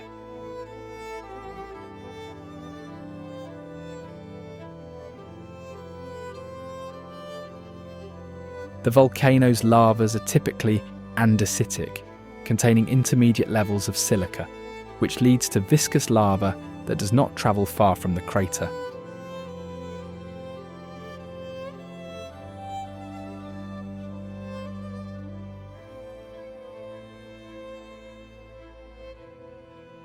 Its eruptions are both explosive and effusive, often producing ash columns, pyroclastic flows, and lahars, mud flows caused by the melting of summit ice and snow.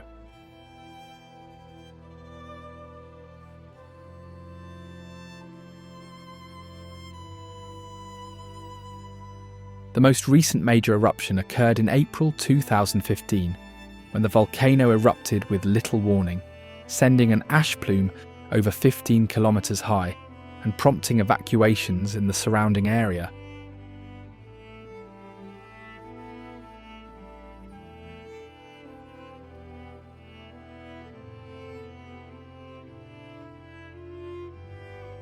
Interestingly, the volcano's complex structure includes remnants of older volcanic activity and a younger active crater, with the summit often covered in snow and glacial ice.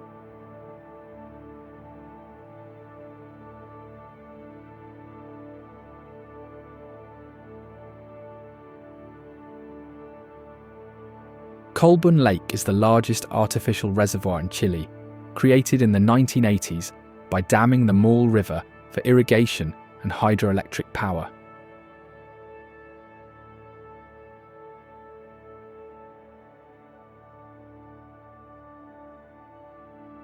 It is located in the Maule region, straddling the provinces of Talca and Linares.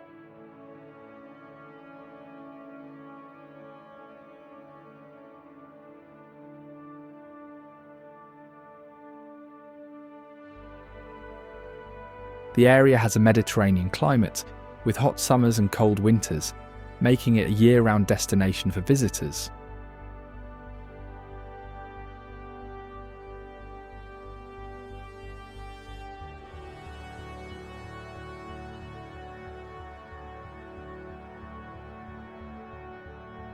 The lake's clear water is due to the lack of sediment from the Maule River, which is filtered by the surrounding mountains.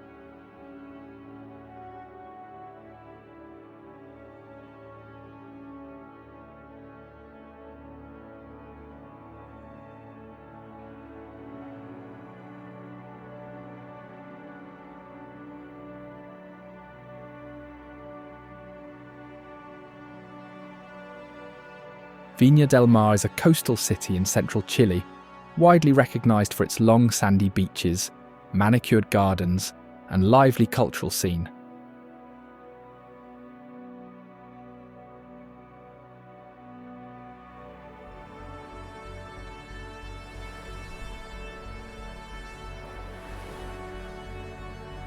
Known as the Garden City, Viña del Mar developed from two large estates, Las Siete Hermanas and La Viña del Mar, divided by the Marga marshlands.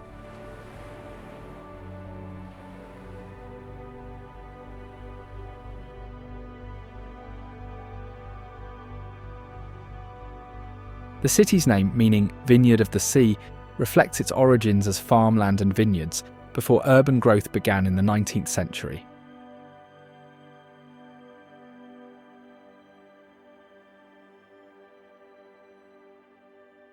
Its later growth was shaped by wealthy families from Valparaiso and Santiago, who built summer mansions after an earthquake in Valparaiso in 1906.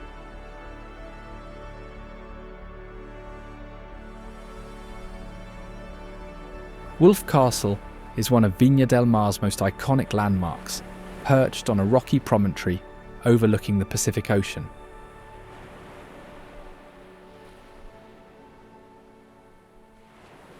Built in 1906 by German businessman Gustavo Adolfo Wolf Moll, the building style is a blend of Neo-Tudor and Neo-Gothic influences.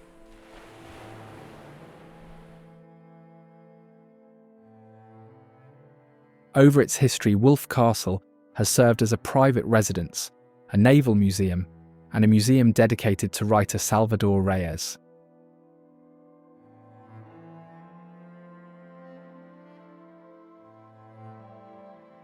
Laguna del Inca is a glacial lake set high in the Andes, next to the Portillo Ski Resort.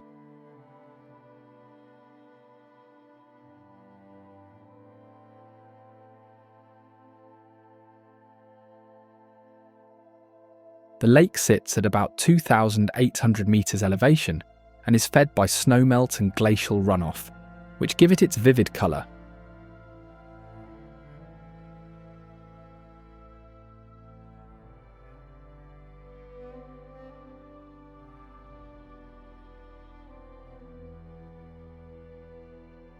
It is iconic for its changing colours, which range from emerald green to deep blue, depending on the light and season.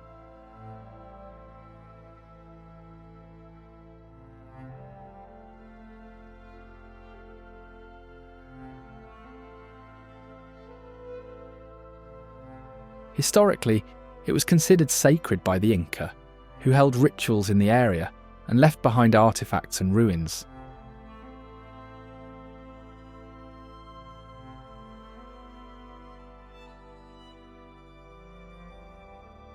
The lake is visible from many parts of the Portillo Ski Resort, making it a constant backdrop for skiers and hikers alike.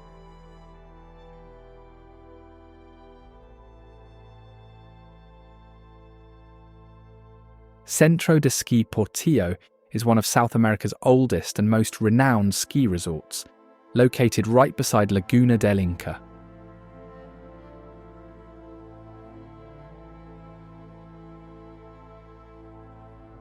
The bright yellow hotel and ski in ski out access make it a landmark in the area.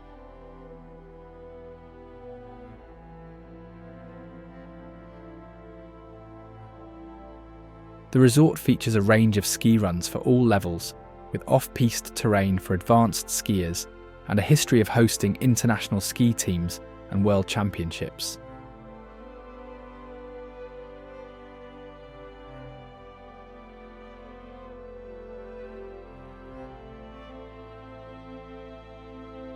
In addition to skiing, Portillo offers amenities like a heated outdoor pool, spa, and après-ski activities.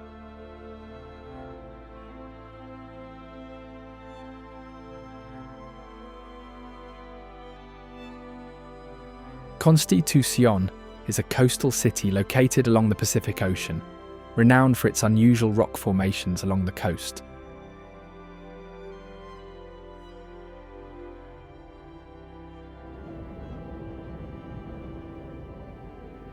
The city serves as a starting point for exploring a region marked by rugged coastlines, sandy beaches, and distinctive rock formations shaped by ocean waves and wind over time.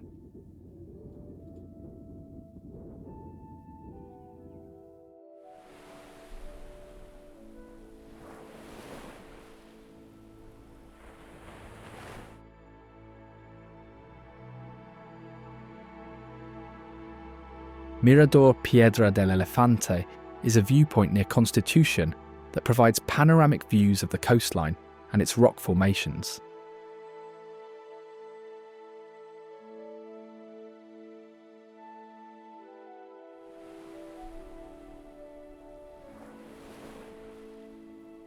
The site is named after a rock that resembles an elephant, and it offers a scenic spot to appreciate the natural beauty of the area.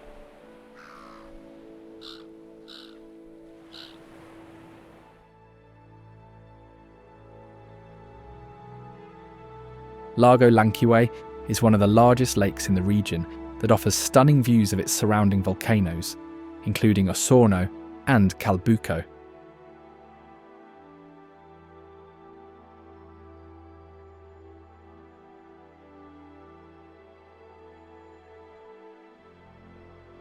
The name Lonquimay comes from the Mapudungun language and means place of abundance, or fertile land, reflecting the rich natural resources and productive landscapes found around the lake.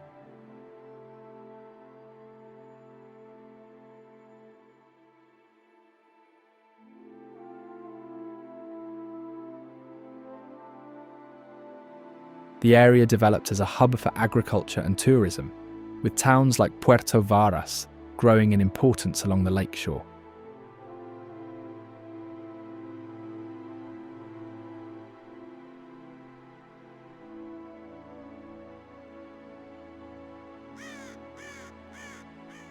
Puerto Varas is a picturesque town on the shores of Lago Lonquimay, noted for its German-influenced architecture and cultural scene.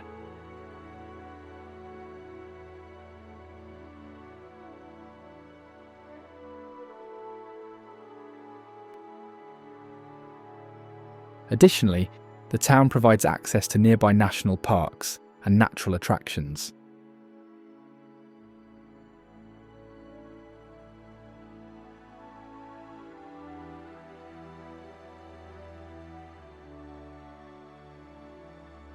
Visitors enjoy the lakeside promenade, local cuisine, and easy access to hiking, fishing, and exploring the surrounding countryside.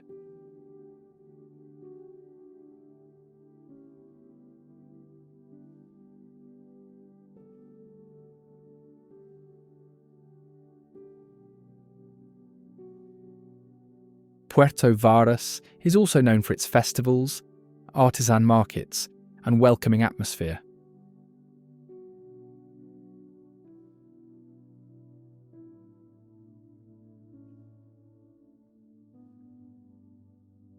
Black-necked swans are a distinctive feature of Lago Lonquimay, often seen in pairs or small groups.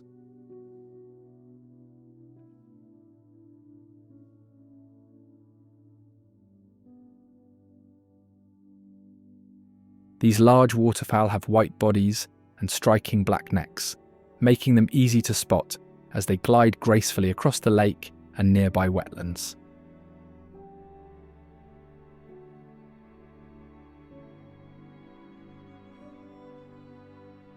Most notably, they are known for their elegant courtship displays and synchronized swimming.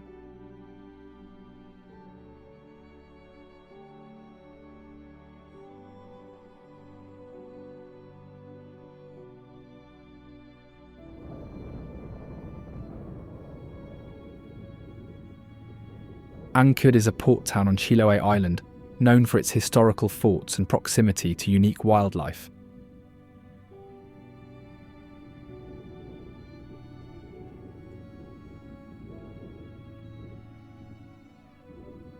Founded in the late 18th century as a strategic military and naval outpost, Ancud quickly became a key point for controlling access to the South Pacific and Cape Horn.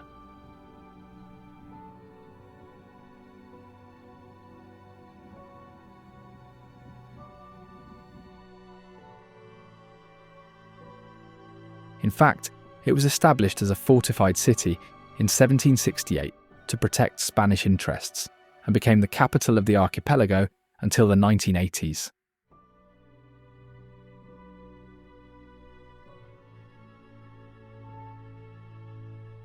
Its name comes from the indigenous Huiliche language, and before its Spanish founding, the area was called Puerto Inglés.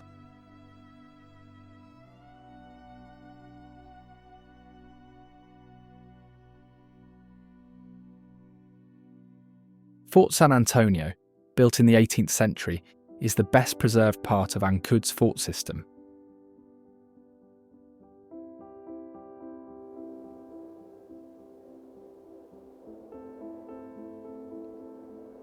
Located at the highest point in the city, it features original stone walls, cannons, and a park-like setting.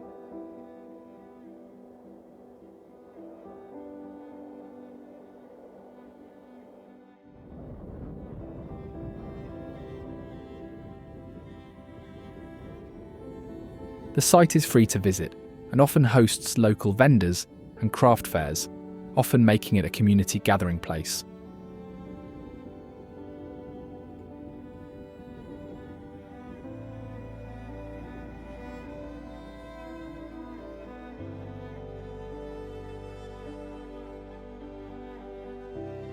Laguna Ancoa is a tranquil mountain lake located near Linares in the Mall region.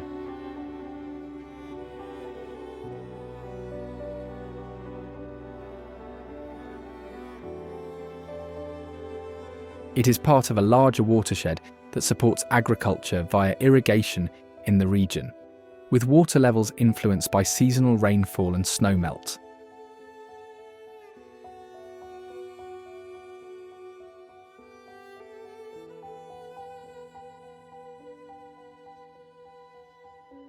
Tongoy is a coastal town in the Coquimbo region, set on a rocky peninsula between Socos and Grande beaches.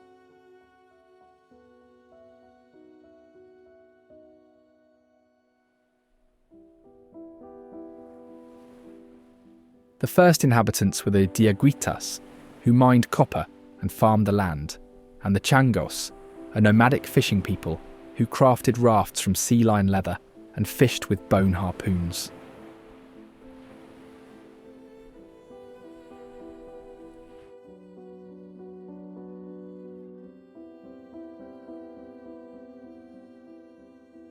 The town eventually grew as a copper port in the 19th century, exporting ore from the Tamaya mine.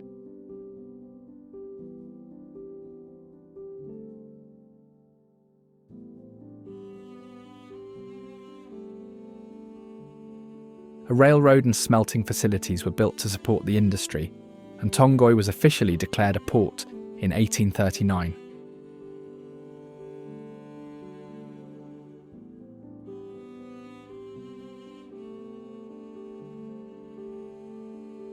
Its most famous resident was the poet Victor Domingo Silva, known as El Poeta Nacional.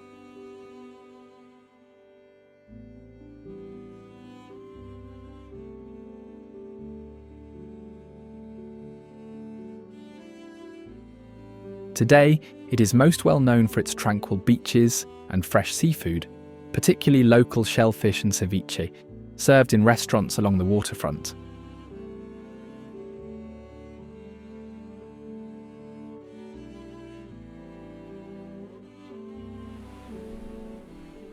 La Portada is a natural rock arch located on the Pacific coast, just north of Antofagasta.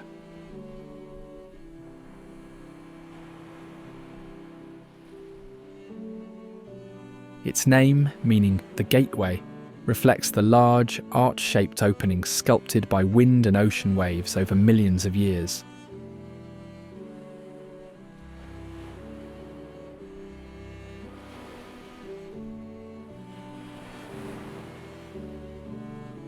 The formation stands as a prominent landmark, with a base of black andesite volcanic rock surrounded by layers of marine sedimentary rocks, yellow sandstone, and fossilized shells dating back millions of years.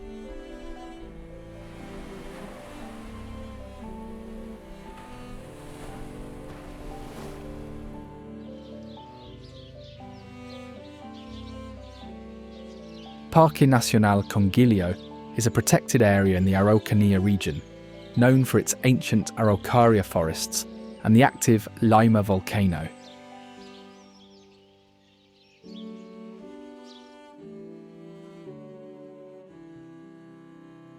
The park covers a varied landscape of volcanic cones, lava fields, lakes and dense forests, dominated by the Araucaria, also called the monkey puzzle tree.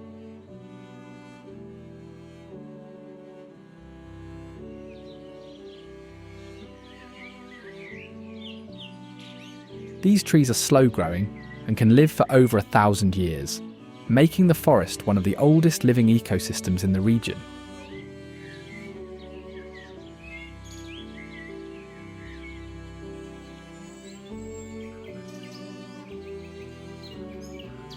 The Magellanic woodpecker is one of the largest woodpeckers in South America and a notable resident of Conguillo's Araucaria forests.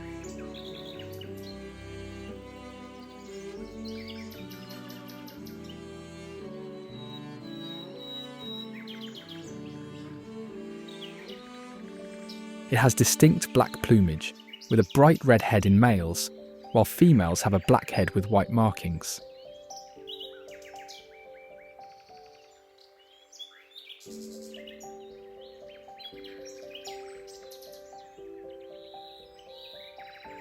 These birds are known for their loud drumming and calls, which echo through the forest.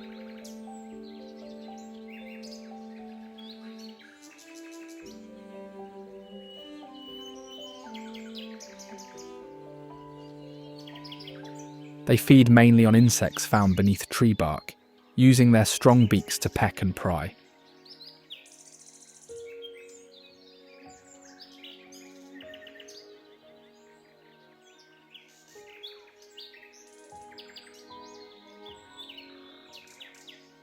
Their presence is an indicator of healthy, mature forests, making them a favourite for birdwatchers visiting the park.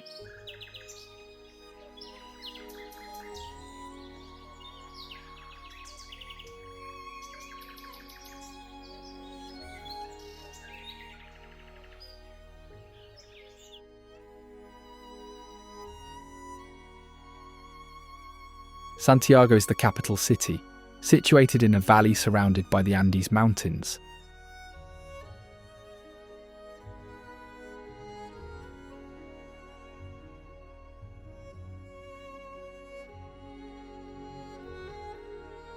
The city was named by Spanish conquistadors in honour of St. James, Santiago in Spanish, the patron saint of Spain.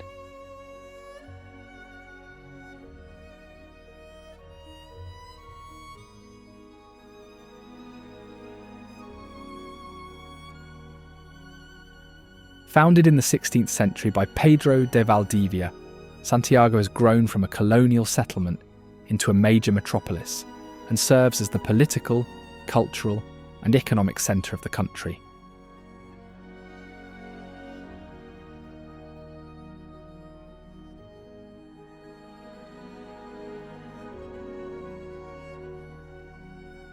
Its neighbourhoods offer a blend of traditional markets, contemporary restaurants, and lively nightlife.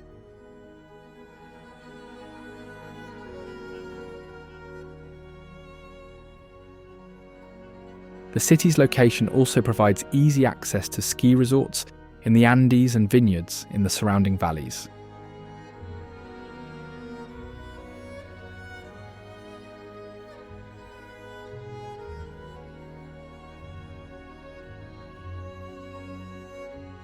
Gran Torre Santiago is the tallest skyscraper in Latin America, reaching 300 metres in height and dominating the skyline of Santiago's financial district.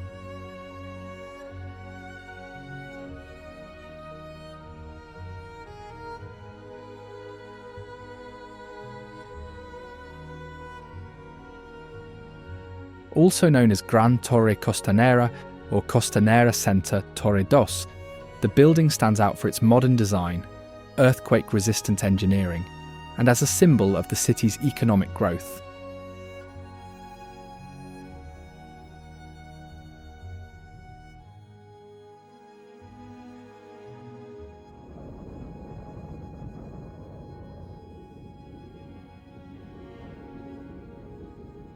The tower is part of the Costanera Center complex, which includes the largest shopping mall in Latin America, 2 hotels, and 2 additional office towers.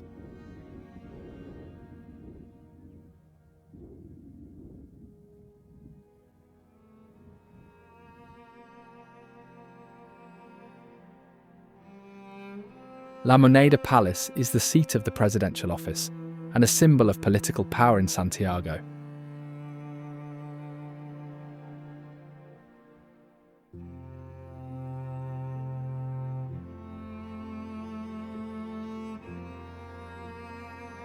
Originally built as a colonial mint, it later became the presidential palace.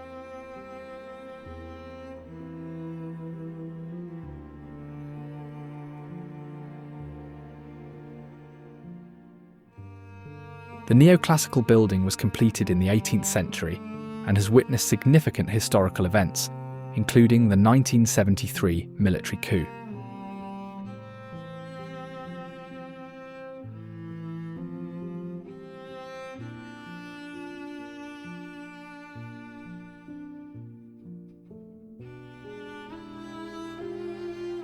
Cueca is the national dance, often performed in Santiago during festivals and celebrations.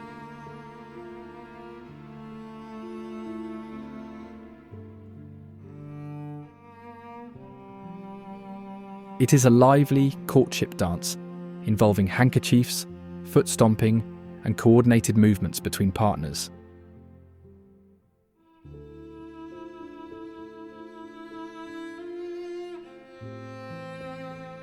Cueca has roots in Spanish, indigenous and African dance traditions and became the official national dance in the 20th century.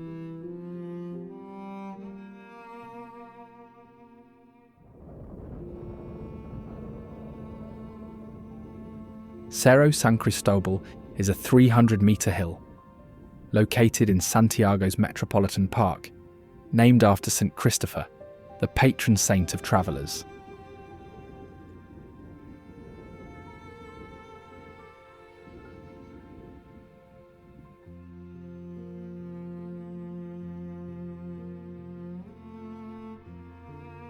It is recognised for its recreational facilities, panoramic views, and religious importance.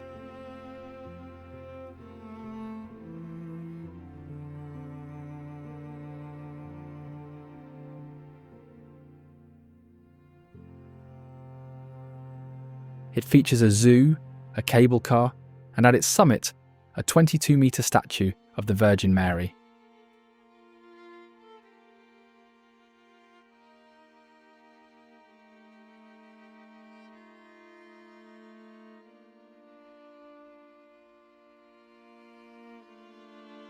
The hill has been a popular recreational area since the early 20th century, attracting families, fitness enthusiasts, and tourists.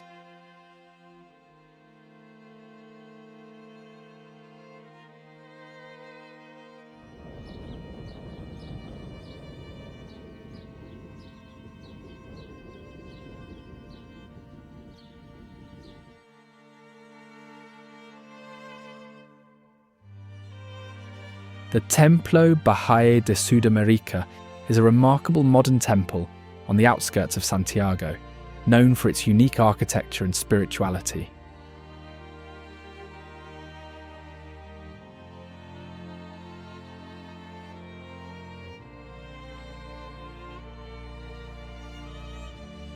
The building features 9 translucent wings made of glass and concrete, symbolising unity and light.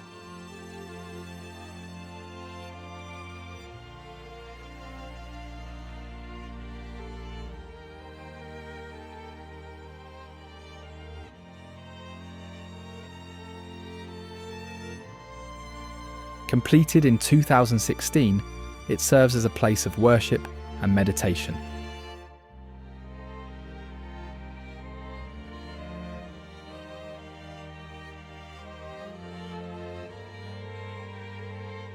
Castillo Hidalgo is a historic fortress perched atop Santa Lucia Hill in the heart of Santiago.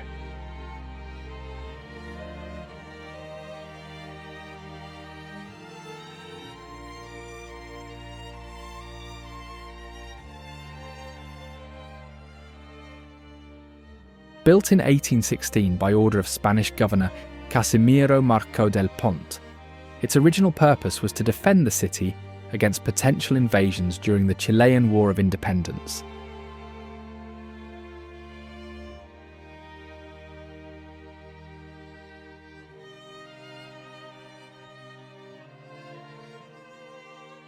The fortress was designed by Brigadier Manuel Olaguer Feliu, a prominent figure in the Royal Corps of Engineers, and has served multiple purposes: a military stronghold, a prison, a customs office, and a gunpowder storage facility.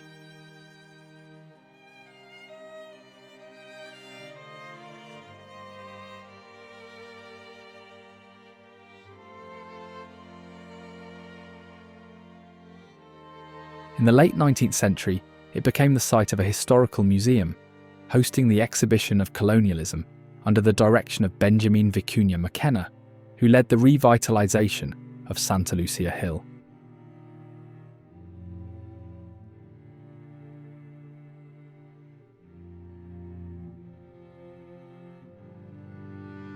Valle Nevado is a ski resort located high in the Andes, about 46 kilometers from Santiago.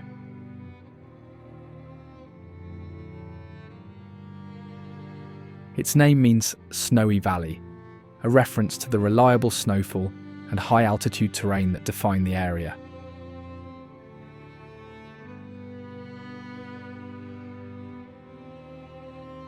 The resort covers over 2,200 acres, offering 44 trails of varying difficulty, from beginner slopes to advanced and expert runs.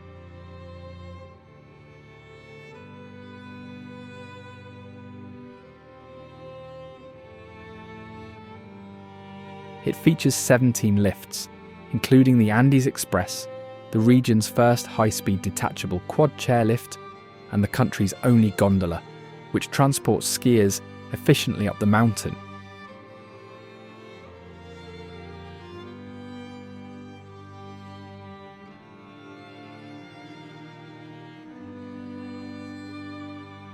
It is also part of the Tres Valles ski area, which includes La Parva and El Colorado, creating the largest interconnected skiable domain in South America.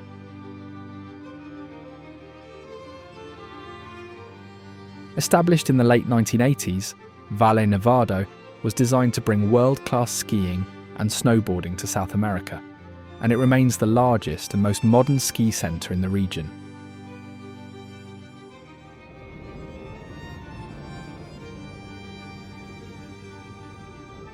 Lago Vichuquen is a freshwater lake located in a coastal valley, known for its calm waters and scenic surroundings.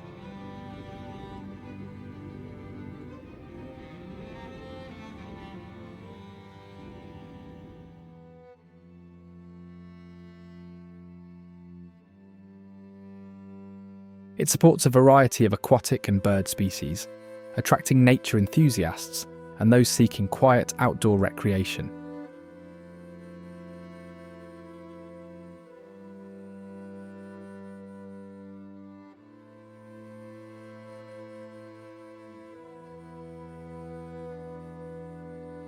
The nearby town of Vichuquen features colonial-era architecture and has a history tied to agriculture and fishing.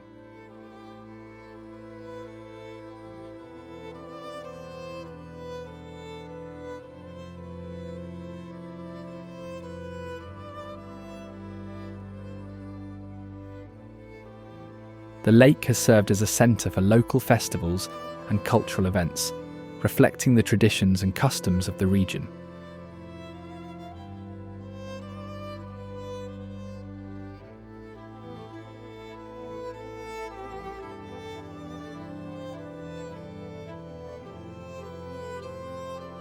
Valparaíso is a major port city on the Pacific coast, known for its historic quarter, steep funiculars, and lively street life.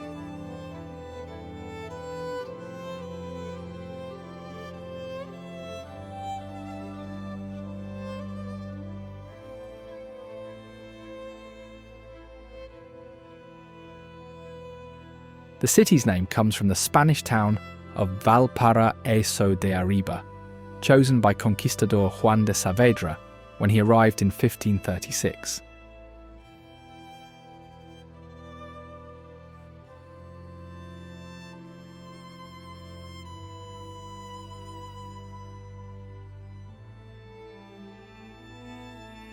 Originally a small colonial village, Valparaíso grew into a crucial stop for ships travelling between the Atlantic and Pacific before the Panama Canal opened.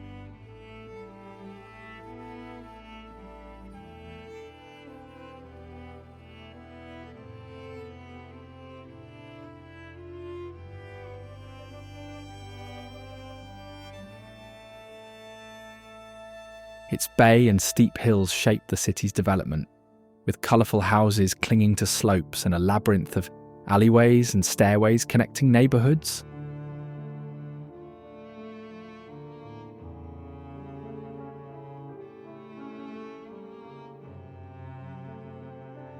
In fact, its unique urban layout boasts more than 40 hills rising above a narrow coastal plain.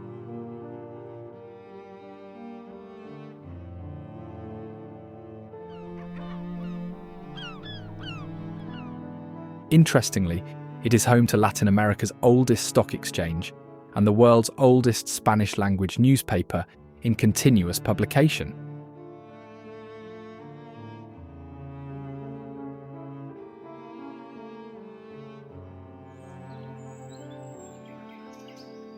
Elqui Valley is a fertile corridor in northern Chile, famous for its vineyards, pisco production, and some of the clearest night skies in the world.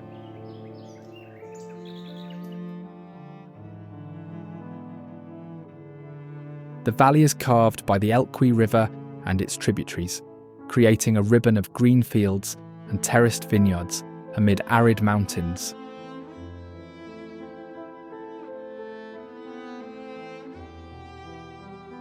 By extension, it is a well-respected wine region, with high-altitude varieties such as Syrah and Sauvignon Blanc.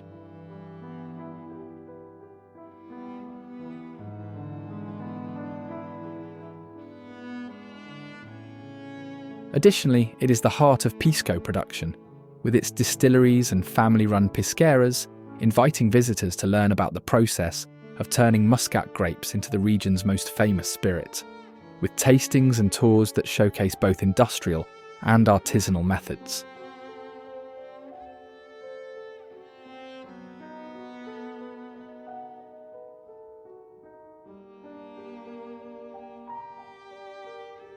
La Serena is a coastal city known for its colonial architecture, long beaches, and role as a cultural and educational centre.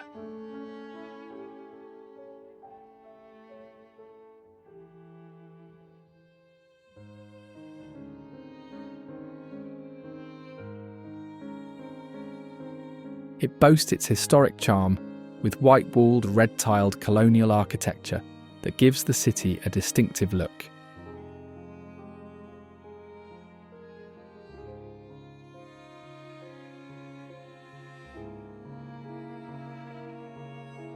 The city has a strong educational tradition, with several universities and research centres, especially in astronomy.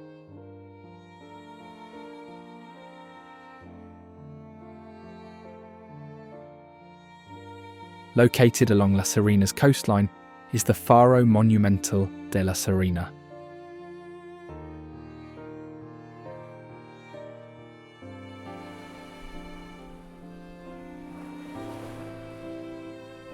Built in the mid-20th century as a navigational aid and city landmark, it has become an iconic symbol of La Serena, often featured in postcards and promotional materials.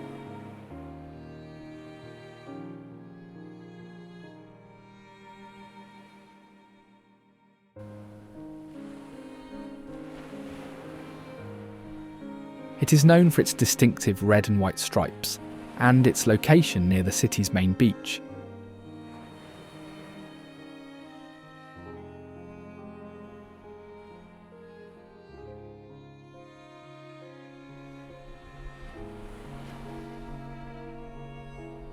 It is also a popular meeting point for locals and tourists, and the area hosts cultural events and festivals.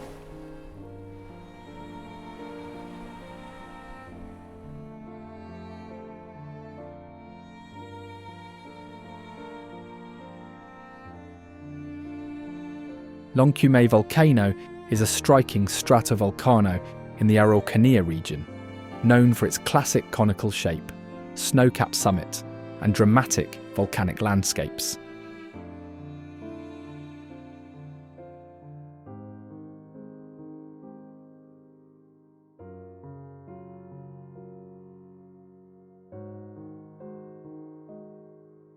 The name Lonquimay comes from the Mapuche language, meaning dense forest, a nod to the ancient Araucaria forests that surround the area.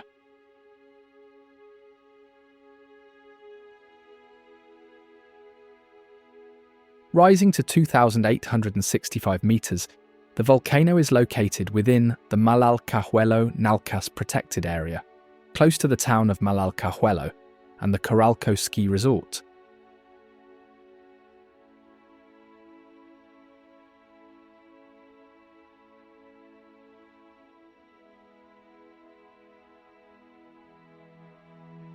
Futale Ufu is a small village located in a remote valley surrounded by steep mountains and dense forests, boasting a modest population and sharing the same name as a nearby river.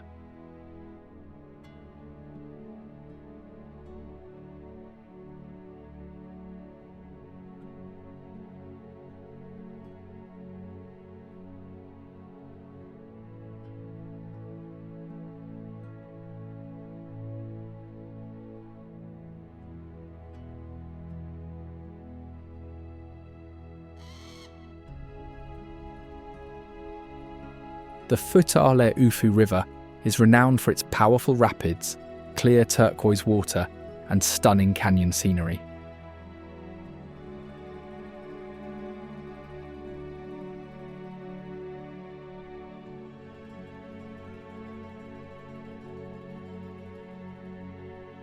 It offers a range of whitewater experiences, from intense Class 5 rapids for expert rafters to gentler sections suitable for beginners.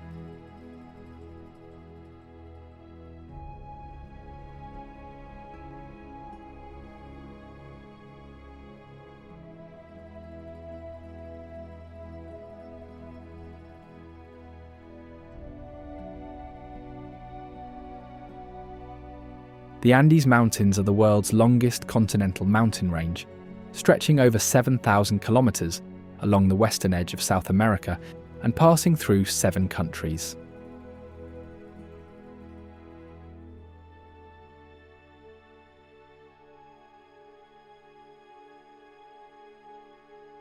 They were formed by the subduction of the Nazca Plate beneath the South American Plate, a process that began about 25 million years ago and continues today, making the range volcanically active and earthquake-prone.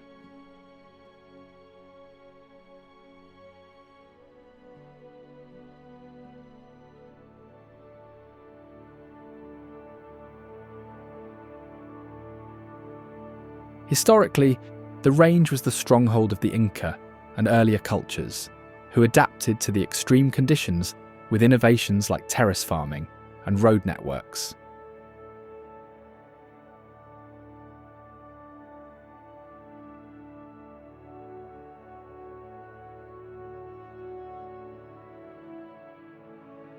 The mountains portray a wide range of climates, from tropical in the north to temperate, and even glacial in the south, and host many unique ecosystems and wildlife.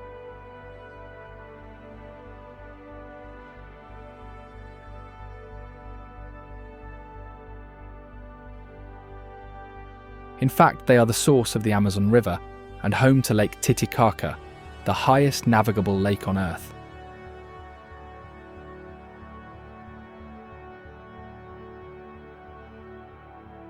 Los Caracoles Pass, or the Snail's Pass, is a twisting mountain road that forms part of the main border crossing between Chile and Argentina.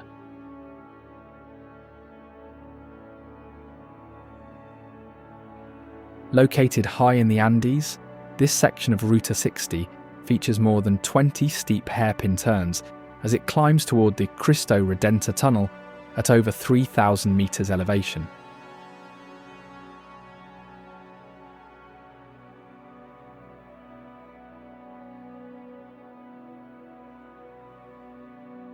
The road is famous for its lack of guardrails, challenging driving conditions, and spectacular views of the surrounding peaks and valleys.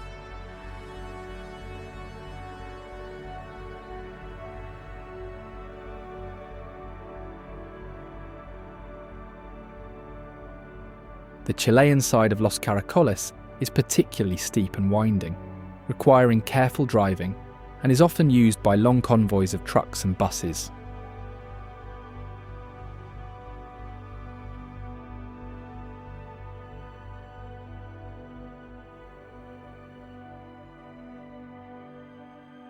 The pass is open year-round, but can be closed during winter due to snow and ice, making it one of the most challenging and scenic drives in South America.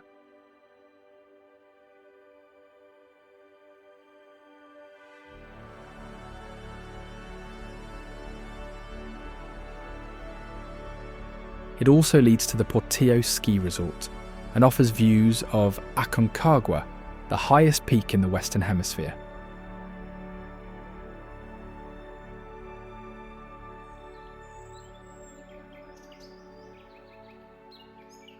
Ranco Lake, known in Mapudungun as Water with Waves, is the largest lake in the Los Rios region and the fourth largest in the country.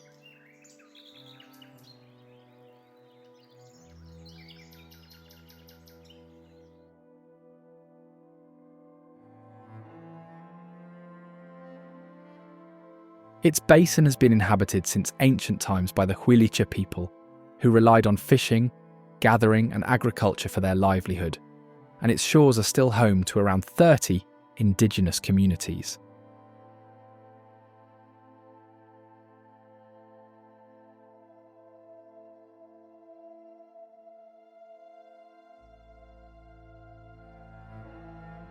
This is because during the colonial period, the area remained relatively isolated, with occasional missionary activity and attempts at integration.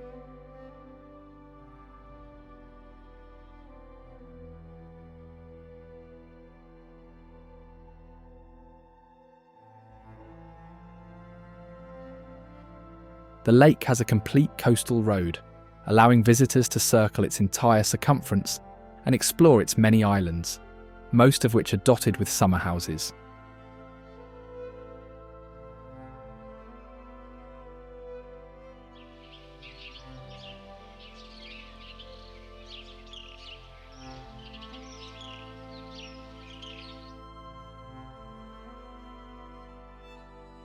Puerto Montt is a port city at the northern end of the Reloncaví Sound, providing access to the Chilean Patagonia and the Lake District.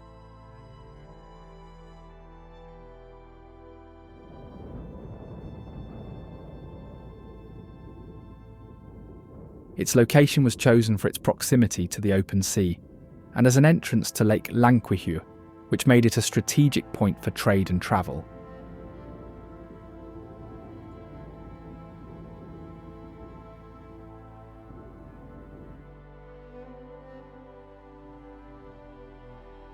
It is the principal seaport at the lower end of the country's western landmass, connecting the mainland to the Chiloé archipelago and other islands.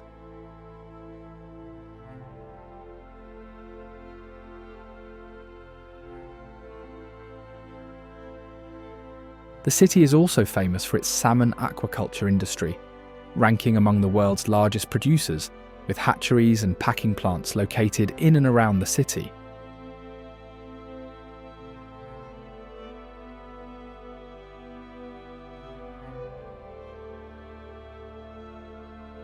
The Carretera Austral, or Route 7, begins in Puerto Montt and runs south for over 1,200 kilometres through Patagonia, ending in Villa O'Higgins.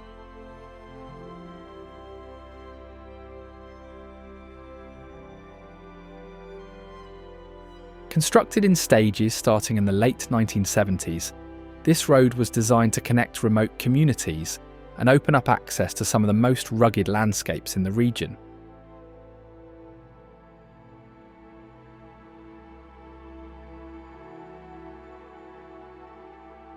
Today, it is considered one of the world's most scenic highways, attracting adventure travellers for road trips, cycling, hiking, and exploration of national parks and reserves.